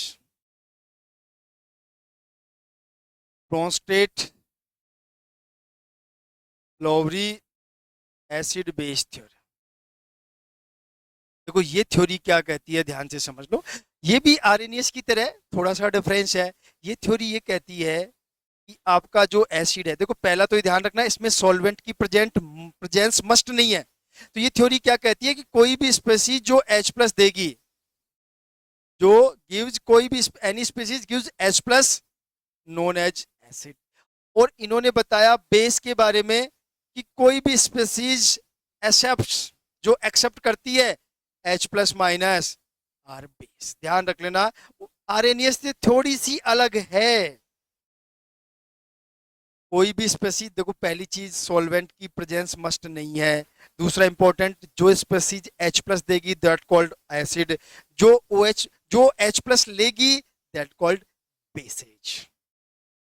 ठीक है, इसका मतलब हम लोग ये कह सकते हैं कि जो एसिड होता है वो प्रोटॉन डोनर होता है। ध्यान रखना अच्छी तरह से, क्या होता है, प्रोटॉन डोनर होता है। और जो आपका एसिड होता है, सॉरी बेस होता है, वो आपका प्रोटॉन एक्सेप्टर होता है। ध्यान रखना, डोनर और acceptor. Acid proton donor, base proton acceptor. जैसे एक एग्जांपल हम लोग लें कि सपोज ये आपका NH3 है, ये आपका H2 है। इन दोनों के बीच रिएक्शन होगी, इन दोनों के बीच रिएक्शन होगी तो आपका एक तो बनता है NH4 प्लस और एक आपका बन जाता है OH माइनस। देखो ये तो कन्वर्ट हो गया है इसमें और ये आपका कन्वर्ट हो गया है इसमें। इसका मतलब क्या हुआ है, देखो इसने तो क्या किया, प्रोटॉन दे दिया है। तो ये तो आपका एक तरह से ये किसका काम कर रहा है, एसिड का। तो इसको हम लोग क्या लिख सकते हैं, एसिड। देखो ध्यान से समझना भाई अच्छी तरह से। और ये प्रोटॉन ले रहा है तो इसको क्या बोलेंगे हम लोग, बेस। अब देखो एक नया जो प्रोडक्ट बना है, अब देखो ये आपका बेस बना है बट ये कॉन्जुगेट बेस होगा, ये इस एसिड का कॉन्जुगेट बेस होगा। और ये अब आपका एसिड बना है, ये आपका एसिड बन गया है क्योंकि अब ये H प्लस देगा। ये इस बेस का एसिड बना है, इसको बोलेंगे कॉन्जुगेट एसिड। ये थोड़ा सा ध्यान रख लेना। मतलब इसने प्रोटॉन का लॉस किया है, तो इसने प्रोटॉन का लॉस किया है तो ये कॉन्जुगेट बेस बन गया है। और इसने प्रोटॉन एक्सेप्ट किया है तो ये कॉन्जुगेट एसिड में कन्वर्ट हो गया है। ध्यान रख लेना चाहिए। तो हम लोग ये कह सकते हैं कि ये जो कॉम्बिनेशन है इसको हम लोग बोलते हैं कॉन्जुगेट एसिड बेस पेयर। क्या बोलेंगे इनको, कॉन्जुगेट एसिड बेस पेयर। मतलब ये बेस है, ये इसका कॉन्जुगेट एसिड होगा, ये एसिड है, ये इसका कॉन्जुगेट बेस होगा। तो यहाँ पे हमारे पास क्या बनते हैं, इस थ्योरी के अकॉर्डिंग क्या बनता है, कॉन्जुगेट एसिड बेस पेयर। या हम लोग कह सकते हैं Bronsted acid base pair. Bronsted acid base pair, ये सेकंड इंपॉर्टेंट चीज है, ये आप लोग ध्यान रखें। अब देखो और भी इंपॉर्टेंट चीज है कि कोई भी एसिड है, ध्यान रखना, और इसका कॉन्जुगेट बेस, कॉन्जुगेट बेस, या फिर हम लोग कह सकते हैं कि कोई भी बेस है और इसका कॉन्जुगेट एसिड, ये बड़ी इंपॉर्टेंट चीज है, कॉन्जुगेट बेस। इन दोनों में जो डिफरेंस होता है वो केवल एक H प्लस का डिफरेंस होता है। तो ध्यान रखना, सॉरी कॉन्जुगेट एसिड होगा यहाँ पे, ये बेस का कॉन्जुगेट एसिड बनता है और एसिड का कॉन्जुगेट बेस बनता है। तो सबसे इंपॉर्टेंट चीज जो है यहाँ पे, सबसे इंपॉर्टेंट चीज ये है कि ध्यान रखना कि जो आपका कॉन्जुगेट एसिड बेस होगा वो दोनों केवल और केवल एक प्रोटॉन के द्वारा डिफ्रेंशिएट किए जाएंगे। अब इसमें एक लाइन और ध्यान रख लेना आप, जो जो मतलब इंपॉर्टेंट लाइन है हमारी, कि कोई भी एसिड है और इसका जो कॉन्जुगेट बेस होगा, ध्यान रखना, इस एसिड में इस कॉन्जुगेट बेस से एक प्रोटॉन ज्यादा होगा। मींस हम लोग कह सकते हैं कि एसिड और बेस, अगर कॉन्जुगेट बेस है तो इसमें एसिड से एक प्रोटॉन कम होगा, एक प्रोटॉन कम होगा। और अगर कॉन्जुगेट एसिड है तो एक प्रोटॉन अधिक होगा, एक प्रोटॉन ज्यादा होगा। समझ में आ गई। कि आपका एसिड है, इसका कॉन्जुगेट बेस है, तो उस कॉन्जुगेट बेस में एक प्रोटॉन कम होगा। अगर आपका कोई बेस है और उसका कॉन्जुगेट एसिड है तो उसमें एक प्रोटॉन ज्यादा होगा। ये आप लोग ध्यान रखें, ठीक है। यहाँ पे एक दो चीजें और इंपॉर्टेंट है जो आपको ध्यान रखने की है, मैं बताता हूं। तो कॉन्जुगेट एसिड बेस पेयर समझ गए आप लोग, ब्रोंस्टेट एसिड बेस पेयर समझ गए आप लोग। जो ध्यान रखने वाली सेकंड इंपॉर्टेंट चीज है, कुछ ऐसे सब्सटेंस भी होते हैं देखो जो एसिड, ब्रोंस्टेट एसिड और बेस दोनों की भांति बिहेव करते हैं। जैसे एक एग्जांपल मैं देता हूं आप लोगों को यहाँ पे। जैसे ये मान लो SCO3 है यहाँ पे माइनस, और इसकी रिएक्शन हम लोग करवा दें H2 से, ठीक है। होगा क्या यहाँ पे देखो, ये H प्लस देगा, ये H प्लस लेगा, तो आपका यहाँ पे क्या बन जाएगा, CO3 2 माइनस, और यहाँ पे आपका बन जाएगा हाइड्रोनियम आयन। तो देखो इससे तो ये बना है आपका, और यहाँ से आपका ये वाला बना है, ठीक है। समझ लो देखो अच्छी तरह से। तो ये तो क्या हो गया आपका, ये तो आपका कॉन्जुगेट एसिड हो गया क्योंकि इसमें एक प्रोटॉन ज्यादा है, और ये बेस है क्योंकि इसने प्रोटॉन एक्सेप्ट किया है, और ये आपका एसिड है क्योंकि इसने प्रोटॉन दिया है, तो ये इसका कॉन्जुगेट बेस हो गया है, ठीक है। अगर इसी रिएक्शन को हम लोग इस तरह से लिख दें, ध्यान से समझना भैया, और ये आपका H2O, अब की बार उल्टी रिएक्शन हो जाए, ये आपका बन गया H2CO3 और ये प्लस, और ये आपका बन गया OH माइनस। तो देखो इससे तो ये बन गया है, यहाँ पे इसने H प्लस दिया है, तो देखो ये एसिड का काम कर रहा है और ये इसका कॉन्जुगेट बेस है। देखो समझ लो आप लोग अच्छी तरह से। और ये आपने यहाँ पे इसने H प्लस लिया है, तो H प्लस लिया है तो ये आपका बेस है, और ये इसका कॉन्जुगेट एसिड है, क्योंकि कॉन्जुगेट एसिड में एक प्रोटॉन हमेशा ज्यादा होगा। तो यहाँ पे हम लोग कह सकते हैं कि जो कार्बोनेट है SCO3 माइनस और जो H2O है वो ब्रोंस्टेट एसिड का काम भी करते हैं और ब्रोंस्टेट बेस का काम भी कर सकते हैं। तो इस टाइप के जो सब्सटेंस हैं जो ब्रोंस्टेट एसिड का काम भी करते हैं और बेस का भी काम करते हैं, इनको बोलते हैं एम्फीट्रोपिक। ये ध्यान रख लेना, उभयधर्मी या उभय प्रोटोनिक, मतलब ये प्रोटॉन दे भी सकते हैं और ये प्रोटॉन ले भी सकते हैं। तो कुछ एग्जाम्पल्स मैं यहाँ पे लिख देता हूं, जैसे कि कुछ एग्जाम्पल्स हैं हमारे, जैसे जैसे मतलब दो तो हो ही गए आपके, एक तो कार्बोनेट आपका, एक H2O आपका, इसके अलावा देखो आपका HSO4 माइनस, इसके अलावा आपका H3PO4 माइनस, इसके अलावा HSO3 माइनस। ये सारी वो स्पीशीज हैं जो एम्फीट्रोपिक होते हैं। और एम्फीट्रोपिक क्या होते हैं समझ में आ गया, ये प्रोटॉन दे भी सकते हैं और प्रोटॉन ले भी सकते हैं। मींस क्या समझ में आया कि ये जो हैं वो ब्रोंस्टेट एसिड भी होते हैं और ब्रोंस्टेट बेस भी होते हैं। ये आप लोग ध्यान रख लेना अच्छी तरह से, यहां तक आप लोग समझ लो। अब देखो कुछ एग्जाम्पल्स मैं बता देता हूं आप लोगों को, जो हमारे कॉन्जुगेट एसिड बेस पेयर्स की कहानी है। अगर सपोज आपके पास H2O है, इससे अगर बन गया OH माइनस, तो इसका कॉन्जुगेट बेस होगा, इसका कॉन्जुगेट बेस हो जाएगा O2 माइनस। ये अगर एसिड है तो ये इसका कॉन्जुगेट बेस है, और अगर ये एसिड है तो ये इसका कॉन्जुगेट बेस है। ध्यान रख लेना, आपको बस इतना सा ध्यान रखना है कि अगर कॉन्जुगेट एसिड पूछता है किसी बेस का तो एक प्रोटॉन ज्यादा बता देना, और अगर कॉन्जुगेट बेस पूछता है तो एक प्रोटॉन आप कम बता देना। जैसे आपको कोई पूछ ले HSO4 माइनस, इसका कॉन्जुगेट बेस बताओ, तो इसका कॉन्जुगेट बेस में एक प्रोटॉन कम करना है, मींस SO4 2 माइनस, और आपको कह दे कि इसका कॉन्जुगेट एसिड बताओ, तो आपको क्या करना है, इसका कॉन्जुगेट एसिड H2SO4 एक प्रोटॉन ज्यादा करना है, ठीक है। आपको पूछ ले NH3 का कॉन्जुगेट एसिड बताओ, क्या बताना है, कॉन्जुगेट एसिड, तो इसका कॉन्जुगेट एसिड में एक प्रोटॉन ज्यादा करना है। ये लो, आपको कह दे कि H2 माइनस इसका कॉन्जुगेट एसिड बताओ, तो इसका कॉन्जुगेट एसिड ये, और अगर आपको ये पूछ ले कि इसका कॉन्जुगेट एसिड बताओ, तो इसका कॉन्जुगेट एसिड H2S, और ये कॉन्जुगेट एसिड है इसका, और ये कॉन्जुगेट एसिड है इसका। बस आपको कुछ नहीं करना, केवल और केवल एक प्रोटॉन, जैसे आपसे पूछ ले कि आपके पास एसिटिक एसिड है और आपको कह दे कि इसका कॉन्जुगेट एसिड बताओ, इसका कॉन्जुगेट एसिड में एक प्रोटॉन ऐड करना है, ये ध्यान रख लेना, यहाँ पे पॉजिटिव चार्ज। और अगर इसी का कॉन्जुगेट बेस पूछ ले आपसे तो एक प्रोटॉन कम कर देना, means CH3COO minus, acetate ion जो होगा वो उसका कॉन्जुगेट बेस हो जाएगा।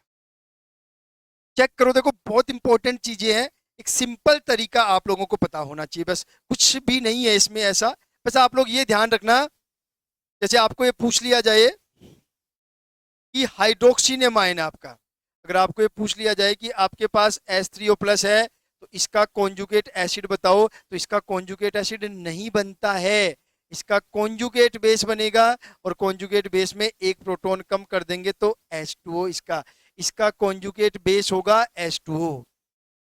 करना कुछ नहीं है, बस एक प्रोटॉन का ध्यान रख लेना आप लोग। प्रोटॉन मतलब ये है कि एक प्रोटॉन अगर कॉन्जुगेट एसिड पूछता है तो एक प्रोटॉन ज्यादा कर देना, और अगर कॉन्जुगेट बेस पूछता है तो एक प्रोटॉन कम कर देना। This is very very important thing, अच्छी तरह से समझ लो। देखो एक एक लाइन आप लोगों को क्लियर होनी चाहिए, कहीं कोई डाउट आप लोगों को नहीं होना चाहिए, ठीक है। ये आपकी दूसरी थ्योरी हो गई है, ये थ्योरी सबसे इंपॉर्टेंट है, यहां से क्वेश्चन पूछे जाते हैं, ध्यान रखना। और क्वेश्चन कुछ भी नहीं पूछे जाते, बस कोई भी स्पेसीज दे करके उसका कॉन्जुगेट एसिड पूछ लेगा या कॉन्जुगेट बेस पूछ लेगा, बस इतना सा ध्यान रखना। अगर कॉन्जुगेट एसिड पूछता है तो एक प्रोटॉन ज्यादा कर देना, और कॉन्जुगेट बेस पूछता है तो एक प्रोटॉन कम कर देना। That's clear. देखो हमारी तीसरी थ्योरी और लास्ट थ्योरी वो है हमारी Lewis acid base theory. Lewis acid base theory,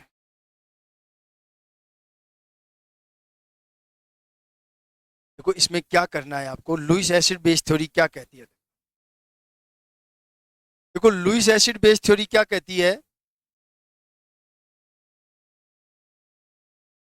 according to this theory acid क्या है, एसिड क्या है, एसिड वो है जो एक्सेप्ट करता है, एक्सेप्ट लोन पेयर या इलेक्ट्रॉन पेयर, ध्यान रख लेना, लोन पेयर और इलेक्ट्रॉन पेयर। देखो हमेशा लोन पेयर सही नहीं है, वो इलेक्ट्रॉन पेयर भी हो सकता है, मैं बताऊंगा आप लोगों को, बट आप बेसिकली ध्यान रखना कि एसिड वो होता है जो लोन पेयर या इलेक्ट्रॉन पेयर एक्सेप्ट करता है, और जो बेस होता है वो क्या होता है, जो डोनेट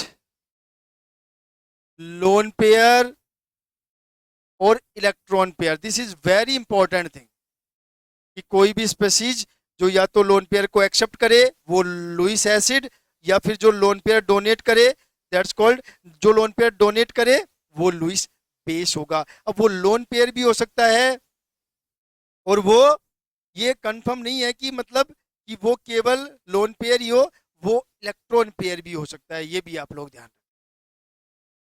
क्या हो सकता है, वो इलेक्ट्रॉन पेयर भी हो सकता है। क्लियर है।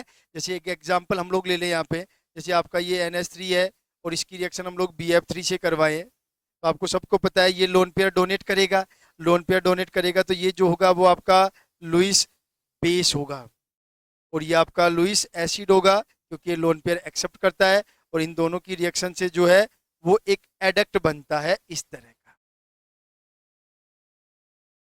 ये ध्यान रखना।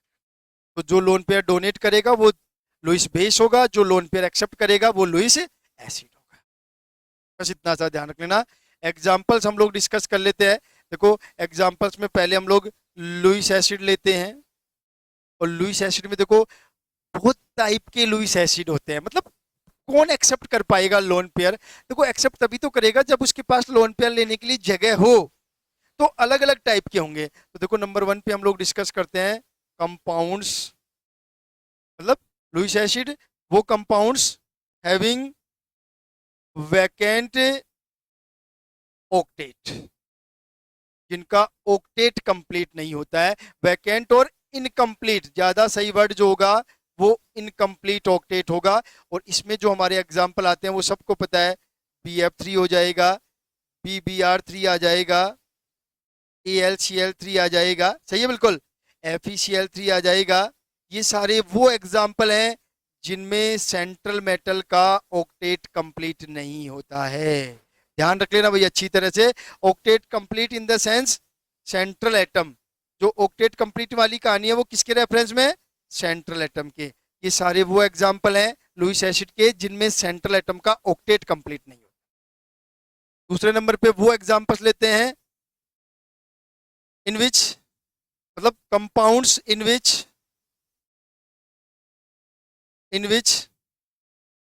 central atom have in which central atom have vacant orbitals, जिनके जिनका ऑक्टेट तो कंप्लीट होता है, जिनके सेंट्रल एटम का ऑक्टेट तो कंप्लीट होता है लेकिन उनके सेंट्रल एटम के पास वैकेंट ऑर्बिटल्स होते हैं। वो vacant orbitals basically D orbitals हो सकते हैं, और भी हो सकते हैं, एफ ऑर्बिटल भी हो सकते हैं, डी ऑर्बिटल्स भी, पी ऑर्बिटल्स भी। मेनली जो टारगेट होता है वो केवल और केवल पी ऑर्बिटल्स का होता है, सॉरी डी ऑर्बिटल्स का, in which central atoms have vacant orbitals. और ज्यादा सही ये लगेगा जब हम लोग लिख दें वैकेंट डी ऑर्बिटल्स। और इस कैटेगरी में जो एग्जाम्पल्स आएंगे वो आएंगे आपके SnF4, ध्यान रख लेना, SnCl4, PF5, PF3 आएगा आपका, आपका SF4 आ सकता है, आपका TiCl4 आएगा। ये सारे लुईस एसिड हैं, लोन पेयर एक्सेप्ट कर सकते हैं, लेकिन किस वजह से? क्योंकि इनका जो सेंट्रल एटम है उनमें वैकेंट ऑर्बिटल्स होते हैं, और बेसिकली वैकेंट डी ऑर्बिटल्स। दूसरी कैटेगरी हो गई। तीसरी कैटेगरी के एग्जांपल्स लेते हैं हम लोग। तीसरी कैटेगरी में लुईस एसिड कौन से होंगे? Simple cations. जो सिंपल कैटायंस हैं वो भी लुईस एसिड की तरह बिहेव करेंगे। जैसे हम लोग कह सकते हैं Ag+, आपका Cu2+, आपका Al3+, आपका कोबाल्ट 3+, आपका Mg2+। ये सारे कैटायन है और ये लोन पेयर एक्सेप्ट कर सकते हैं। देखो जितने भी कोऑर्डिनेशन कंपाउंड है, आपको पता है ना, जो भी मेटल आयन कोऑर्डिनेशन कंपाउंड करेगा, जो कोऑर्डिनेशन कंपाउंड बनाएगा, वो जो लिगेंड है उससे लोन पेयर ही तो एक्सेप्ट करता है। इसलिए वो सारे कैटायंस जो कॉम्प्लेक्स बनाते हैं, कोऑर्डिनेशन कंपाउंड बनाते हैं, वो सारे के सारे कैटायन भी लुईस एसिड का काम करते हैं। कौन से एसिड का? लुईस एसिड का। क्योंकि ये सारे कैटायन जो है वो लिगेंड से लोन पेयर एक्सेप्ट करते हैं, वो लिगेंड से, ठीक है। तो सिंपल कैटायंस जो कोऑर्डिनेशन कंपाउंड बनाते हैं, और कोऑर्डिनेशन कंपाउंड वो लिगेंड से लोन पेयर एक्सेप्ट करते हैं, इसलिए वो सिंपल कैटायन लुईस एसिड की तरह बिहेव करें। इसके अलावा नंबर 4 पे सम कंपाउंड्स हैविंग मल्टीपल बॉन्ड, सम कंपाउंड्स हैविंग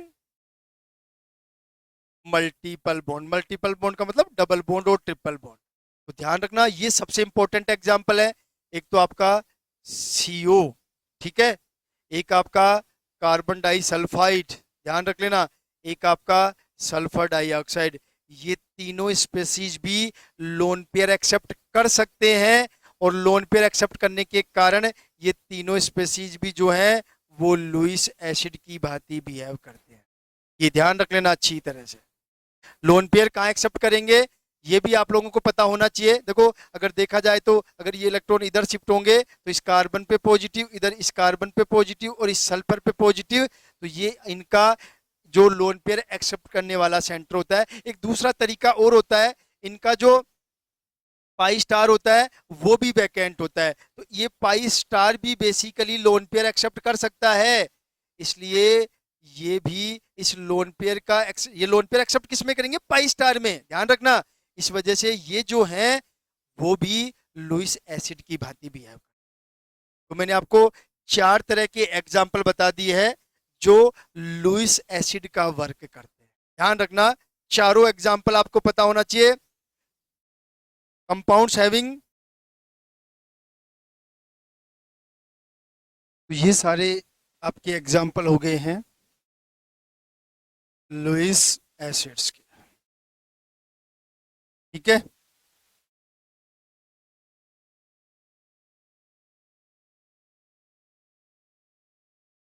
अब हम लोग बात करते हैं लुईस बेस की। देखो, लुईस बेसेज में मैंने क्या बताया आप लोगों को? मैंने आप लोगों को बताया कि वो सारे कंपाउंड्स या मॉलिक्यूल्स जो लोन पेयर डोनेट कर सकता है,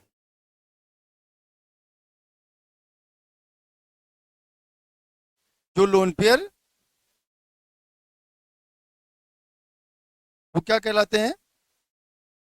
उनको हम लोग क्या बोलते हैं? बेस बोलते हैं। तो हम लोग अब बेसेज के एग्जांपल्स की बात करते हैं। तो कुछ सबसे पहले बेसेज में आएगा ऑल एनायंस। जो भी एनायन होंगे, ऑल एनायंस जो हैं वो लुईस बेस का काम करते हैं। For example NO3 minus, Cl minus, OH minus, क्योंकि इनके पास नेगेटिव चार्ज होता है और वो नेगेटिव चार्ज लोन पेयर या इलेक्ट्रॉन पेयर डोनेट कर सकता है, ध्यान रख लेना। ठीक है, लोन पेयर डोनेट कर सकता है क्योंकि नेगेटिव चार्ज के पास क्या होता है? एक इलेक्ट्रॉन होता है। ठीक है, आगे चलें। दूसरा एग्जांपल हम लोग लेते हैं। दूसरे एग्जांपल में क्या है? मोलिक्यूल्स हैविंग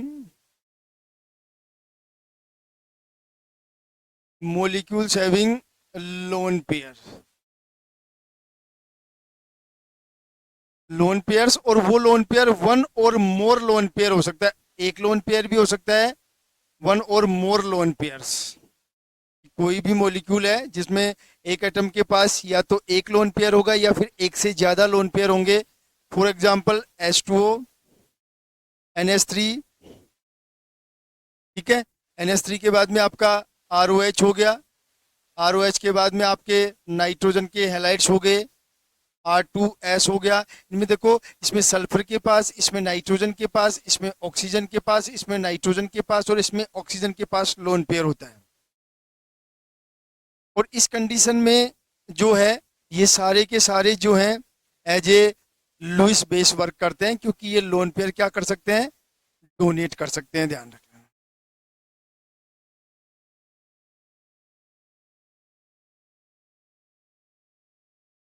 इसके बाद देखो, एक और एग्जांपल हम लोग लुईस बेस की कैटेगरी में लेते हैं, और वो है हमारा मल्टीपल बॉन्डेड कंपाउंड्स।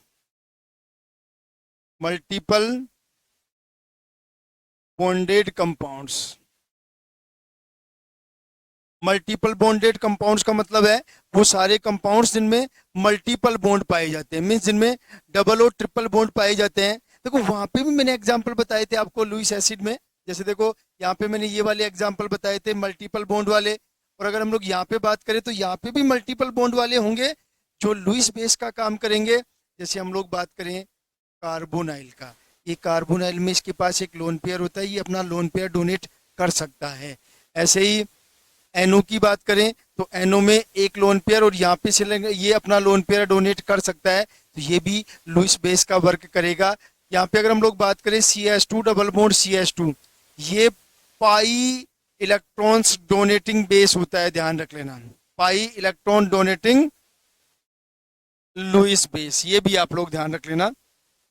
और ऐसे ही अगर ट्रिपल बॉन्ड की बात करें तो वो भी pi electron donating Lewis base होता है, ध्यान रख लेना।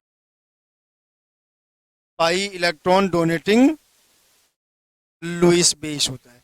ये सारा आप लोगों को ध्यान रखना है। देखो, ये जितने भी एग्जांपल्स मैंने बताए हैं, ये सारे के सारे एग्जांपल्स आपको ध्यान रखने हैं लुईस एसिडिटी और लुईस बेसिसिटी में। ठीक है, यहां तक आप लोग देख लो, कोई इश्यू तो आप लोग पूछ लेना। चले आगे। देखो, इसके बाद जो इंपॉर्टेंट चीजें हैं, कुछ एग्जांपल्स मैं बताता हूं जो लुईस एसिडिटी को इफेक्ट करते हैं। और लुईस एसिडिटी को कैसे इफेक्ट करेंगे? देखो देखो, अगर आपसे ये पूछा जाए SN+4 और SN+2 में किसकी लुईस एसिडिटी ज्यादा है, क्योंकि मैंने आपको बताया कैटाइन जो होता है वो लुईस एसिड का वर्क करता है, तो इस पे पॉजिटिव चार्ज ज्यादा है तो इसकी लुईस एसिडिटी ज्यादा होगी, ध्यान रखना। ऐसे ही अगर हम लोग बात करें Fe+3 की Fe+2 के कंपैरिजन में, तो इसकी लुईस एसिडिटी ज्यादा होगी, क्योंकि इस पे चार्ज ज्यादा है तो इसके लोन पेयर एक्सेप्ट करने की टेंडेंसी ज्यादा होगी। ऐसे ही अगर हम लोग बात करें लिथियम प्लस, सोडियम प्लस और पोटेशियम प्लस की, तो इनमें सबसे ज्यादा जो लुईस एसिडिटी होगी वो लिथियम प्लस की, फिर सोडियम प्लस की और फिर पोटेशियम प्लस की, क्योंकि इसकी साइज जो है वो सबसे कम है, और साइज कम होने के कारण जो लोन पेयर आएगा उस पे न्यूक्लियस का अट्रैक्शन ज्यादा होगा, इसलिए इसकी लुईस एसिडिटी सबसे ज्यादा होगी।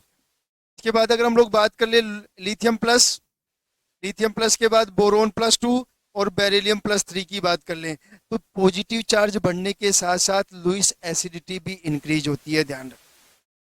जितना ज्यादा चार्ज होगा लुईस एसिडिटी उतनी ही ज्यादा होगी। एक एग्जांपल मैंने पहले भी बता दिया था, बाकी फिर भी ध्यान रखना, Bi3, PBr3, BCl3 और BF3, इन चारों की लुईस एसिडिटी का ऑर्डर जो होता है वो ये वाला होता है। क्यों होता है वो मैंने बता दिया था, क्योंकि यहाँ पे BF3 में जो है सबसे ज्यादा बैक बॉन्डिंग होती है, पी पाई बैक बॉन्डिंग होती है, और पी पाई बैक बॉन्डिंग होने से यहाँ पे ये जो बोरोन है इसकी इलेक्ट्रॉन डेंसिटी या लेस इलेक्ट्रॉन डेफिशिएंट हो जाता है, मींस इस पे इलेक्ट्रॉन डेंसिटी बढ़ जाती है, इसलिए इसके इलेक्ट्रॉन एक्सेप्ट करने की टेंडेंसी कम हो जाएगी, मींस इसकी लुईस एसिडिटी कम हो जाएगी। इसलिए ध्यान रखना, ये क्वेश्चन बहुत बार एग्जाम में पूछा गया है। अगर इनकी कंपैरिजन की बात करें तो यहाँ पे ध्यान रखना, Bi3 की लुईस एसिडिटी सबसे ज्यादा है, फिर BBr3 की है, और BBr3 के बाद में जो है BF3 इसकी BCl3 की है, और BCl3 के बाद में BF3 की। Bi3 मोस्ट लुईस एसिडिक है और BF3 जो है वो लीस्ट लुईस एसिड। ठीक है भाई, यहां तक चेक कर लो आप लोग, कोई भी इशू तो पूछ लेना। तो एक तरह से देखो यहां तक हमने वो सारा मैटर डिस्कस कर लिया है जिसके अकॉर्डिंग हम लोग एसिड और बेस के कंसेप्ट को एक्सप्लेन करते हैं। 3 थ्योरीज मैंने आपको बता दी हैं। एक जो मोस्ट इंपॉर्टेंट थ्योरी थी आर्रेनियस थ्योरी मैंने बता दी, उसका ड्रॉबैक मैंने बता दिया है। ब्रोंस्टेड लॉरी थ्योरी हमने डिस्कस कर लिया है, और जो तीसरे नंबर पे लुईस एसिड बेस थ्योरी थी वो थ्योरी हमने डिस्कस कर ली है। एग्जाम्पल्स मैंने बता दिए हैं, लुईस एसिडिटी को अफेक्ट करने वाले फैक्टर मैंने बता दिए हैं। ठीक है, तो एक तरह से अब तक हमारा जो एसिड बेस का कंसेप्ट है वो क्लियर हो गया है। अब देखो मैंने आपको इलेक्ट्रोलाइट बता दिए हैं, मैंने आपको एसिड बेस बता दिए, एसिड क्या होते हैं बेस क्या होती है, अलग अलग थ्योरीज मैंने बता दी हैं। जो आपके काम की थी वो वाली, एक hard and soft acid base theory भी होती है, वो हम लोग यहाँ डिस्कस नहीं करेंगे, वो थोड़ा सा स्टैंडर्ड हाई है उसका। अब देखो हमने इलेक्ट्रोलाइट पढ़ लिया, आयनिक इक्विलिब्रियम जो है सारा जो प्रोसेस है वो इलेक्ट्रोलाइट्स का होता है, क्योंकि इलेक्ट्रोलाइट डिसोशिएट होकर के आयंस देते हैं। हमने फिर इलेक्ट्रोलाइट्स को 3 पार्ट में डिवाइडेड कर दिया, एसिड बेस और सॉल्ट। सॉल्ट तो मैंने बता ही दिया, जैसे NaCl वगैरह ये सारे सॉल्ट है। एसिड मैंने सारे बता दिए, बेस मैंने बता दिए हैं। अब इंपॉर्टेंट चीजें स्टार्ट हो,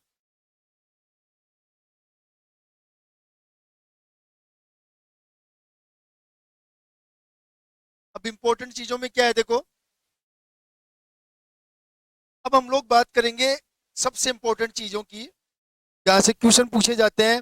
एक तो हमारा होता है पीएच स्केल, ये सबसे इंपॉर्टेंट। देखो पीएच स्केल और जो हमारा पीओएच स्केल, देखो पीएच स्केल और जो पीओएच स्केल है वो 0 से लेकर के 14 तक होता है, और जो हमारा पीएच प्लस पीओएच होता है वो हमेशा 14 के इक्वल होता है। बहुत काम आएंगी ये चीजें, एक एक चीज को आप लोग नोट कर लेना। ठीक है, पीएच स्केल पीओएच स्केल, देखो 0 से 7 और 7 से 14। देखो ये वाला जो जिस सॉल्यूशन या जिस एसिड बेस या जो भी कोई न्यूट्रल कंपाउंड है हमारा, उसकी अगर पीएच 7 है तो वो हमेशा न्यूट्रल कंपाउंड होता है, ना एसिडिक ना बेसिक। और अगर 7 से कम है, पीएच लेस देन 7 है, वो एसिडिक, ध्यान रख लेना। अगर किसी का पीएच 0 है तो वो बहुत ज्यादा एसिडिक होगा। ध्यान रख लेना, 0 का मतलब न्यूट्रल मत कर देना। पीएच 0 का मतलब वो कंपाउंड बहुत ज्यादा एसिडिक होगा। ऐसे ही अगर पीएच 14 है तो वो भी आपका बहुत ज्यादा बेसिक होगा। मतलब हम लोग ये कह सकते हैं कि अगर पीएच जो है आपका वो ग्रेटर देन 7 है तो आपका जो सॉल्यूशन होगा वो बेसिक नेचर का होगा। देखो, बेसिक नेचर को बेसिकली पीओएस से शो किया जाता है और एसिडिक नेचर को बेसिकली पीएच से शो किया जाता है। पीएच और पीओएच का जो योग होता है या जो एडिशन होता है वो किसके बराबर होता है? 14 के बराबर होता है। ये कभी 13 भी होगा, मैं बताऊंगा जब 13 कब होगा, वो हम लोग आगे डिस्कस करेंगे। लेकिन जनरल आप लोग ध्यान रखना कि पीएच और पीओएच का जो एडिशन है, जो योग होता है, दोनों मिलाकर के कितने होते हैं? 14 के इक्वल होते हैं। तो देखो, सारा कुछ मैंने बता दिया। अगर 0 पीएच होगी तो बहुत ज्यादा एसिडिक होगा, 7 पीएच होगी तो न्यूट्रल होगा, 7 से ज्यादा होगी तो बेसिक होगा। जैसे जैसे 7 से ज्यादा बढ़ेगा पीएच, बेसिसिटी बढ़ती जाएगी, 14 पे जाके बहुत ज्यादा बेसिक हो जाएगा। और 7 से कम जैसे जैसे पीएच होगी एसिडिटी बढ़ती जाएगी, 0 पे आकर के बहुत ज्यादा एसिडिक हो जाएगा। वैसे कई बार आप पढ़ोगे थोड़े से स्टैंडर्ड पे जाके तो कई बार कुछ सॉल्यूशंस की पीएच माइनस में भी होती है, इसका मतलब वो बहुत ज्यादा एसिडिक हो जाएगा। बल्कि हम लोग जो पीएच स्केल है उसमें पढ़ते नहीं है, वो 0 to 14 पढ़ते हैं। ऐसा संभव भी नहीं होता है, लेकिन कुछ जगह बहुत हाई लेवल की बुक्स में आप कई बार पढ़ोगे कि कई बार पीएच जो है वो नेगेटिव भी हो सकती है। ठीक है, तो पीएच का हमें पता चल गया, एसिडिक बेसिक नेचर का हमें पता चल गया कि कब एसिडिक होगा कब बेसिक नेचर होगा।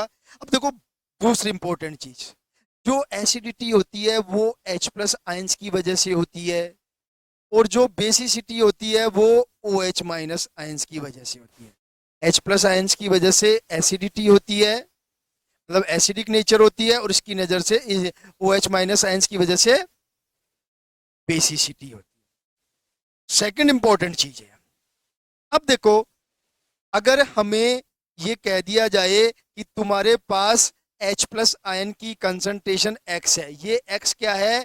Concentration of H plus ions. या आपको कह दिया जाए कि Y जो है वो concentration of OH minus ions है, तो हमें ये पूछता है कि इसका पीएच कितना होगा, या इसका पीओएच कितना होगा, या इसका पीओएच कितना होगा, या इसका पीएच कितना होगा। क्योंकि अगर हमने पीएच निकाल लिया तो हम लोग पीओएच निकाल सकते हैं, किस फॉर्मूले से? इस फॉर्मूले से। और अगर हमने पीओएच निकाल लिया तो हम लोग भी फिर पीओएच निकाल सकते हैं, सॉरी, पीओएच निकाल दिया तो फिर पीएच निकाल सकते हैं इसी फॉर्मूले से। तो अगर आपको H प्लस आयन की कंसंट्रेशन दी गई है तो वो पीएच भी पूछ सकता है और पीओएच भी पूछ सकता है, लेकिन निकालनी पड़ेगी आपको पहले पीएच। ऐसे ही अगर पीओएच माइनस की कंसंट्रेशन दे रखी है तो आपको निकालनी पड़ेगी, आपको पीओएच निकाल लोगे और फिर उससे पीएच निकाल सकते हैं, क्योंकि हमें पता है कि पीएच और पीओएच जो है वो कितने के इक्वल होती है? 14 के इक्वल। तो हम लोग अब जो सबसे इंपॉर्टेंट पार्ट जो क्वेश्चंस एग्जाम में आते हैं, how to calculate pH and pOH, calculation of pH and pOH, ये ध्यान रखना। अब देखो आप लोग, देखो, अब देखो, सबसे इंपॉर्टेंट चीज है कि पीएच के लिए हमें H प्लस आयन की कंसंट्रेशन पता होना चाहिए, और पीओएच के लिए हमें OH माइनस आयन की कंसंट्रेशन पता होनी चाहिए। ठीक है, पीएच होती क्या है मैं बता देता हूं सिंपल। पीएच जो होता है वो नेगेटिव लोगरिथम होता है concentration of H plus ion, और जो आपका पीओएच होता है वो होता है negative log of concentration of OH minus. ये बड़ा इंपॉर्टेंट, दोनों फॉर्मूले ध्यान रख लेना। और तीसरा आपको पता है पीएच प्लस पीओएच बराबर 14, ये आपको पता ही है। ये तीन चीजें पीएच कैलकुलेशन में सबसे इंपॉर्टेंट कारगर साबित होंगी, ध्यान रखना। ठीक है, अब देखो, अब सिचुएशन क्या है, देखो अब वो कहानी आएगी वीक और स्ट्रॉन्ग इलेक्ट्रोलाइट वाली, क्योंकि कोई एसिड जो है वो वीक हो सकता है और कोई एसिड जो है वो स्ट्रॉन्ग हो सकता है। अब देखो आप लोग, देखना क्या है, तो हम लोग उसी के अकॉर्डिंग डिस्कस करेंगे। तो हम लोग सबसे पहले बात करते हैं स्ट्रॉन्ग एसिड और स्ट्रॉन्ग बेस की पीएच कैसे कैलकुलेट करेंगे। कि पीएच कैसे कैलकुलेट करेंगे। पीएच मान लो या पीओएच मान लो, अगर एसिड है तो पीएच और अगर बेस है तो पीओएच। तो देखो फॉर्मूले तो मैंने बता ही दिया आपको, पीएच बराबर minus log H plus ion की कंसंट्रेशन और पीओएच बराबर minus log O H minus की कंसंट्रेशन। अब देखो सबसे इंपॉर्टेंट चीज जो है कि हमें कैलकुलेट करना है एच प्लस आयन की कंसंट्रेशन और ओ एच माइनस की कंसंट्रेशन, तभी तो इस वैल्यू में इस फॉर्मूले में वैल्यू पुटअप करेंगे। तो देखो अगर आपका एसिड स्ट्रोंग है या आपका बेस स्ट्रोंग है तो ध्यान रखना जो आपकी एच प्लस आयन की कंसंट्रेशन होगी, जो एच प्लस आयन की कंसंट्रेशन होगी वो क्या होगी, concentration of acid plus it's basicity. ध्यान रख लेना भाई, क्यों होगी मैं बता देता हूं आप लोगों को। सपोज आपके पास H2SO4 है, तो H2SO4 स्ट्रॉन्ग इलेक्ट्रोलाइट है, स्ट्रॉन्ग एसिड है, तो ये डिसोसिएट होता है 2H प्लस SO4 2 माइनस। तो देखो कितने H प्लस दे रहा है, 2, तो ये इसकी क्या हुई, बेसिसिटी। तो देखो अगर हमें इस H2SO4 से मिलने वाले H प्लस आयन की कंसंट्रेशन निकालनी है, तो देखो अगर आपके पास 100 H2SO4 थे तो 100 के 100 डिसोशिएट होंगे, तो आपके पास जो H प्लस आयन बनेंगे वो कितने बन जाएंगे, 200। मतलब जो कंसंट्रेशन ऑफ एसिड थी उसको इसकी बेसिसिटी से मल्टीप्लाई कर देंगे। ऐसे ही हम लोग कंसंट्रेशन ऑफ, नेक्स्ट पेज में बात कर लेते हैं। ऐसे ही अगर हम लोग concentration of O H minus ion की बात करें तो इसका होगा concentration of base into its acidity. Acidity का मतलब होता है ये कितने ओ एच माइनस देता है। जैसे अगर हम लोग बात करें NaOH की, तो NaOH देखो आपको पता है एक Na प्लस और एक OH माइनस देता है। इसका मतलब जो NaOH की कंसंट्रेशन होगी वो हमेशा बेस की कंसंट्रेशन, मतलब जो OH माइनस की कंसंट्रेशन होगी वो बेस के कंसंट्रेशन की बराबर होगी। और अगर हम लोग बात करें कैल्शियम हाइड्रोक्साइड की, तो आपको पता है कि जो कैल्शियम है वो 2OH माइनस देगा। तो जो आपकी जो बेस की कंसंट्रेशन होगी उसको इसकी एसिडिटी से मल्टीप्लाई कर देंगे। मींस अगर आपको ये कहा जाए कि आपको 0.1 मोल का कैल्शियम हाइड्रोक्साइड दिया गया, इसकी पीएच निकालो, तो आपके पास जो आपको क्या करना पड़ेगा, OH माइनस की कंसंट्रेशन निकालनी पड़ेगी। और OH माइनस की कंसंट्रेशन का मतलब है कि एक कैल्शियम हाइड्रोक्साइड 2 OH माइनस देगा, तो इसकी कंसंट्रेशन 10 डबल हो जाएगी। तो यहाँ से जो हमारे पास OH माइनस की कंसंट्रेशन आएगी वो कितनी आएगी, 0.2 आ जाएगी। ऐसे ही अगर हम लोग यहाँ पे बात करें, ध्यान से समझना, आपको कह दिया जाए कि 0.2 मोलरिटी का H2SO4 है, ध्यान रखना, तो आपको पीएच निकालना है, तो पीएच के लिए आपको क्या चाहिए, concentration of OH H minus. तो देखो आपको पता है कितने H प्लस देता है, 2H प्लस, मतलब इसकी बेसिसिटी 2 है, तो इसको जस्ट 2 से मल्टीप्लाई करेंगे, तो 0.2 इंटू 2, तो आपके पास इसकी जो कंसंट्रेशन होगी वो ये वाली आएगी। और अगर आपको कह दिया जाए कि आपको HCl दिया गया है 0.0 मोलरता का, तो ध्यान रखना यहां से केवल एक H प्लस आएगा, तो इस H प्लस आयन की कंसंट्रेशन भी इतनी ही रह जाएगी। देखो ये सब चीजें इसलिए बता रहा हूं कि जब भी आपको पीएच कैलकुलेट करनी है तो आपको सबसे पहले H प्लस आयनों की कंसंट्रेशन का पता होना चाहिए।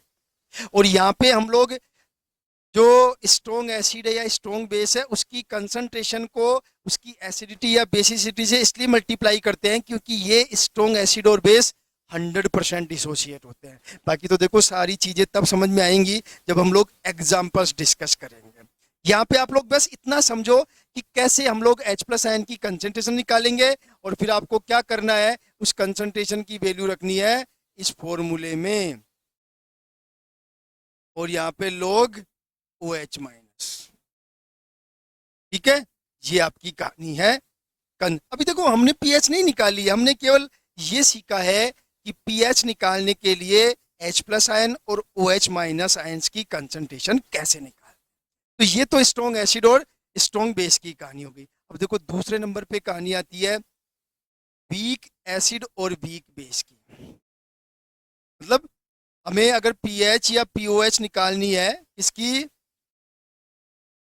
वीक एसिड और वीक बेस की, तो हम लोग कैसे कैलकुलेट करेंगे? देखो फॉर्मूला तो वो का वही रहेगा, बस हमें क्या निकालना है, concentration of H plus ion और कंसंट्रेशन ऑफ OH माइनस। अब आपको सबको पता है कि जो वीक एसिड और वीक बेस होता है, या फिर हम लोग कह सकते हैं कि जो वीक इलेक्ट्रोलाइट होता है वो 100% डिसोसिएट नहीं होता है, उसका कुछ अमाउंट डिसोसिएट होता है, और उस अमाउंट को हम लोग क्या बोल रहे थे, अभी मैंने बताया था अल्फा।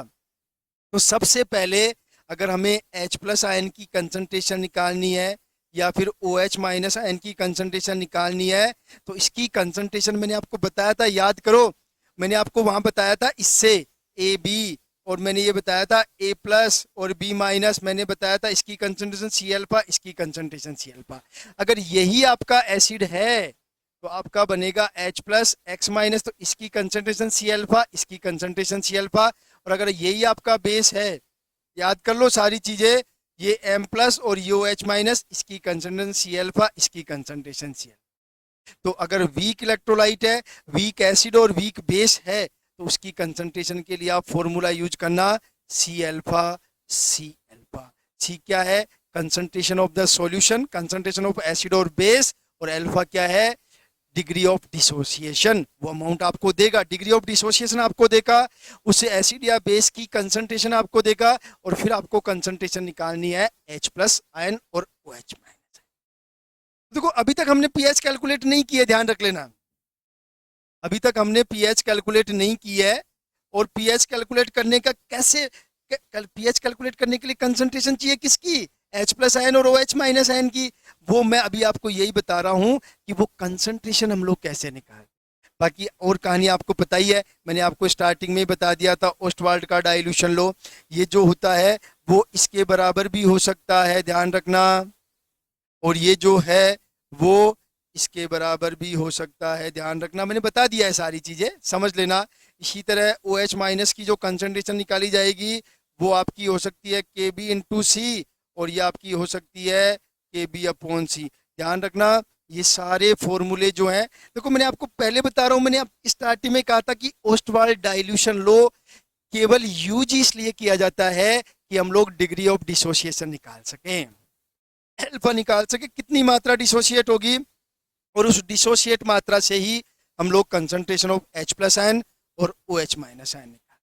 ठीक है भाई, तो यहां तक मैंने आपको बता दिया है कि हम लोग पीएच निकालने के लिए या पीओएच निकालने के लिए कैसे निकालेंगे कंसंट्रेशन ऑफ OH माइनस और concentration of H plus ion. एक और कुछ चीज है, कुछ चीजें और, वैसे कोई मतलब नहीं इन चीजों का, लेकिन आप सीधा सीधा फॉर्मूला ध्यान रख लेना।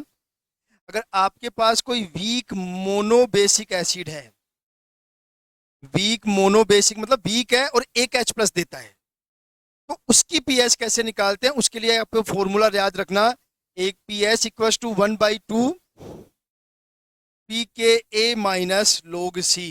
देखो मैं बता देता हूँ, ये फॉर्मूला आपको सीधा सीधा ध्यान रखना है बस। और आपको जब भी आपके पास कभी न्यूमेरिकल आए तो आप लोग देख लेना कि इस न्यूमेरिकल में तो फिट नहीं हो रही हैं वो वैल्यूज, कि आपको अगर pKa दे दे, देखो देखो मैं पीएच तो जानते हो, pKa क्या है, Ka क्या है, dissociation constant of dissociation dissociation constant of acid, dissociation constant of acid. C क्या है, कंसंट्रेशन है, और पीके क्या हो जाएगा, पीके का मतलब हो जाएगा इसका लोग, पीके का मतलब होता है, कभी भी देख लेना, इसको लिखेंगे तो ये लिखा जाएगा लोग के ए, इसको ये लिखा जाता है, मैं आगे और बताऊंगा, पहले एक बार समझ लो आप लोग। तो अगर आपको पीके ए की वैल्यू दे रखी है और सी की वैल्यू दे रखी है, तो आप लोग जो है इससे वीक मोनोबेसिक एसिड की पीएच निकाल सकते हो। और अगर आपके पास कोई weak mono acidic, mono acidic base है, ध्यान रखना, मोनो एसिडिक बेस है, तो इसकी पीओएच निकालने का फॉर्मूला होगा 1/2 pKb माइनस log C। देखो ये फॉर्मूला मैंने इसलिए बताया कि कई बार आरपीएससी ने इस न्यूमेरिकल पे क्वेश्चन पूछे हैं, इस फॉर्मूले पे क्वेश्चन पूछे हैं, तो वो आप लोगों को ध्यान रखना है। देखो चेक कर लो आप लोग एक बार, अगर कोई भी इशू हो तो पूछ लेना आप लोग, ठीक है। तो ये बड़ी इंपॉर्टेंट चीजें हैं जो आप लोगों को ध्यान रखनी है। और इसके बाद की कहानी आपको बताइए, मैंने बताई दिया है। P H plus P O H जो है वो किसके बराबर होता है? 14 के बराबर होता है।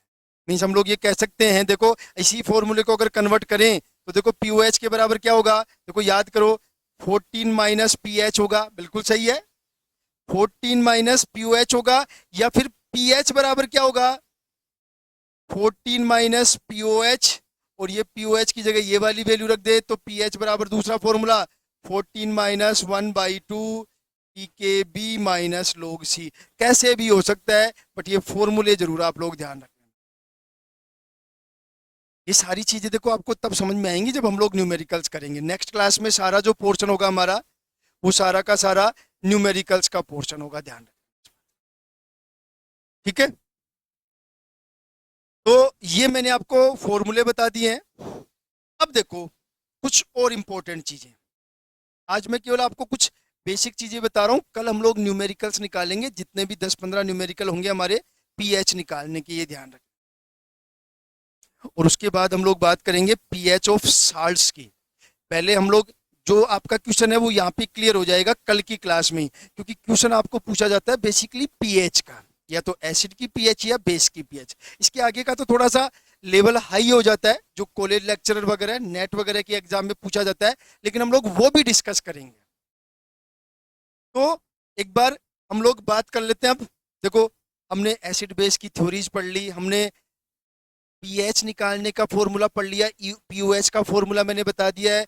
एच प्लस आयन की कंसंट्रेशन कैसे निकाली जाएगी स्ट्रॉन्ग एसिड स्ट्रॉन्ग बेस के लिए, ओ एच माइनस आयन की कंसंट्रेशन कैसे निकाली जाएगी स्ट्रॉन्ग और वीक बेस के लिए। उसके बाद कुछ फॉर्मूले मैंने बताए हैं। अब जो नेक्स्ट इंपॉर्टेंट चीज है वो ये है कि अगर आपके पास एक एसिड है और एक बेस है, तो इनके लिए हम लोग एनालिटिकल फॉर्मूला यूज करते हैं ऐसा, ये आपका एसिड है और ये आपका बेस है। तो इस तरह का जो सॉल्यूशन होता है वो बेसिकली न्यूट्रल होता है अगर इनकी कंसंट्रेशन और वॉल्यूम सेम है। तो दो सॉल्यूशन है, एक एसिड है एक बेस है, और दोनों मतलब मोनो एसिडिक और मोनो बेसिक सिस्टम है ये। एसिड एक H प्लस देता है और बेस एक HOH माइनस देता है। उस कंडीशन में दोनों की कंसंट्रेशन सेम है, दोनों का वॉल्यूम सेम है, तो ऐसा जो सॉल्यूशन होगा अगर उसको मिक्स करते हैं तो वो सॉल्यूशन न्यूट्रल सॉल्यूशन होगा। अब देखो मोस्ट इंपॉर्टेंट चीज, अगर आपके पास दो या दो से ज्यादा एसिड है या दो या दो से ज्यादा बेस है, तो जो फाइनल सॉल्यूशन होगा उसका कंसंट्रेशन या उसका वॉल्यूम या उसका पीएच कैसे निकालोगे? क्योंकि देखो आपको पता है पीएच निकालने के लिए आपको कंसंट्रेशन निकालनी पड़ेगी ओ एच माइनस की, और पीओएच निकालने के लिए आपको कंसंट्रेशन निकालनी पड़ेगी ओ एच माइनस की। तो एच और एच प्लस और ओ एच माइनस की इनकी कंसंट्रेशन कब होगी? जब आपको फाइनल सॉल्यूशन की कंसंट्रेशन का पता होगा। तो हमें सबसे पहले फाइनल कंसंट्रेशन निकालेंगे। अगर सपोज आपके पास दो एसिड है तो उनकी कंसंट्रेशन हो गई N1 + B1, N1 + B1, N2 + B2, this equals to N3 V3। ये कंडीशन होगी कि आपके पास दो एसिड है या दो बेस है, ये पहले वाले एसिड या बेस की कंसंट्रेशन, ये उसका वॉल्यूम, ये दूसरे वाले एसिड या बेस की कंसंट्रेशन, ये उसका वॉल्यूम। तो जो फाइनल सॉल्यूशन बनेगा उसकी कंसंट्रेशन N3 होगी और उसका जो वॉल्यूम होगा वो V3 होगा। ऐसे ही तीन हो तो एक और ले लेंगे N3 + V3। अब एक और इंपॉर्टेंट चीज, ये किसके लिए है? टू एसिड को मिक्स किया जाए या फिर टू बेस को मिक्स किया जाए, ध्यान रखना। और एक फॉर्मूला और ध्यान रखना, अगर आपके पास वन एसिड है प्लस वन बेस है और उनको मिक्स किया जाए, तो जो फाइनल सॉल्यूशन होगा उसकी कंसंट्रेशन कितनी होगी उसको निकालने के लिए हम लोग फॉर्मूला यूज करते हैं N1 B1 बराबर N2 V2 equals to N3 V3। अब ध्यान रख लेना, जिसकी कंसंट्रेशन ज्यादा होगी, अगर एसिड की कंसंट्रेशन ज्यादा है तो फाइनल जो वॉल्यूम फाइनल जो सॉल्यूशन बनेगा वो एसिडिक होगा, और अगर बेस की कंसंट्रेशन ज्यादा है तो जो फाइनल सॉल्यूशन बनेगा वो बेसिक होगा। ये फॉर्मूले ध्यान रखना, ये एनालिटिकल केमिस्ट्री में यूज करते हैं और इनको लॉ ऑफ डाइल्यूशन भी बोलते हैं। ध्यान रखना, ये सब चीजें भी कल हम लोग जब न्यूमेरिकल करेंगे तब काम आएंगी, इसलिए ये सारी चीजें मैं आप लोगों को बता रहा हूं। और इनका कोई स्पेशल यूज नहीं है, ध्यान रख लेना। इनका यूज इतना ही है कि जल कब हम लोग जब न्यूमेरिकल पढ़ेंगे तब ये सारी चीजें काम आनी हैं। जैसे मान लो आपको कह दिया कि आपके पास 0.1 मोलरता का जो है वो एक आपके पास HCl सॉल्यूशन है, और एक जो सॉल्यूशन है वो 0.2 मोलरता का HCl सॉल्यूशन है। ये आपका 50 ml है और ये आपका 50 ml है। तो जो नया सॉल्यूशन बनेगा इन दोनों को मिक्स करने पर उसकी कंसंट्रेशन कितनी होगी? तो इसके लिए हम लोग क्या यूज करेंगे? N1B1 plus N2V2 equals to N3V3। कल करेंगे हम लोग इस टाइप के, कम से कम भी 20 से 25 सवाल हम लोग रखेंगे इस टाइप के, देखो ठीक है। तो बहुत सारे बच्चों की जो डिमांड थी कि सर इस टाइप के क्वेश्चन हमें करवा दो, तो हम लोग कल की क्लास में उन सारे क्वेश्चंस को खत्म कर लेंगे। देखो तो एक बार आप लोग इतना सारा आज की क्लास का कवर कर लेना, और कल हम लोग सीधे ही फिर न्यूमेरिकल से स्टार्ट करेंगे।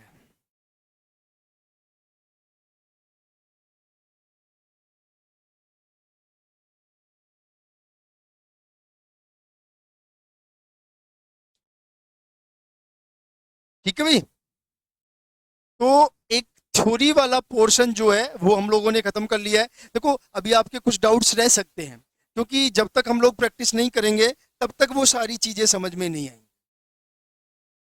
तो कल मेरी कोशिश रहेगी 15 से 20 क्वेश्चन हम लोग करेंगे, कुछ एग्जाम में आए हुए, कुछ मेरी तरफ से। मैं सारे कंसेप्ट जो आज मतलब मेन टारगेट हमारा रहेगा पीएच कैलकुलेशन। ठीक है, तो हमारी ये पहली क्लास आयनिक इक्विलिब्रियम की खत्म। कल हम लोग सारा जो है, कल क्लास जो सारी रहेगी वो मैं आपको कल पीएच निकालना, लोग निकालना, बहुत सारी चीजें बताऊंगा। जो कल की क्लास बहुत इंपॉर्टेंट होने वाली है आपके लिए। 100% कल की क्लास आपको एक नंबर दे, एक क्वेश्चन 2 नंबर का दे के जाएगी, और वो क्वेश्चन होगा जिसको हर कोई स्टूडेंट नहीं करता है। मतलब ये वो क्वेश्चन होगा जिस क्वेश्चन को सिलेक्शन लेने वाले स्टूडेंट करते हैं, जिसको सिलेक्शन लेने वाले स्टूडेंट। ठीक है, तो आज के लिए इतना ही, कल मिलेंगे। तब तक के लिए सबको शुभ रात्रि। लगे रहो, नथिंग इज इम्पॉसिबल, असंभव कुछ भी नहीं है। आपको करके दिखाना है और आप करोगे 100%।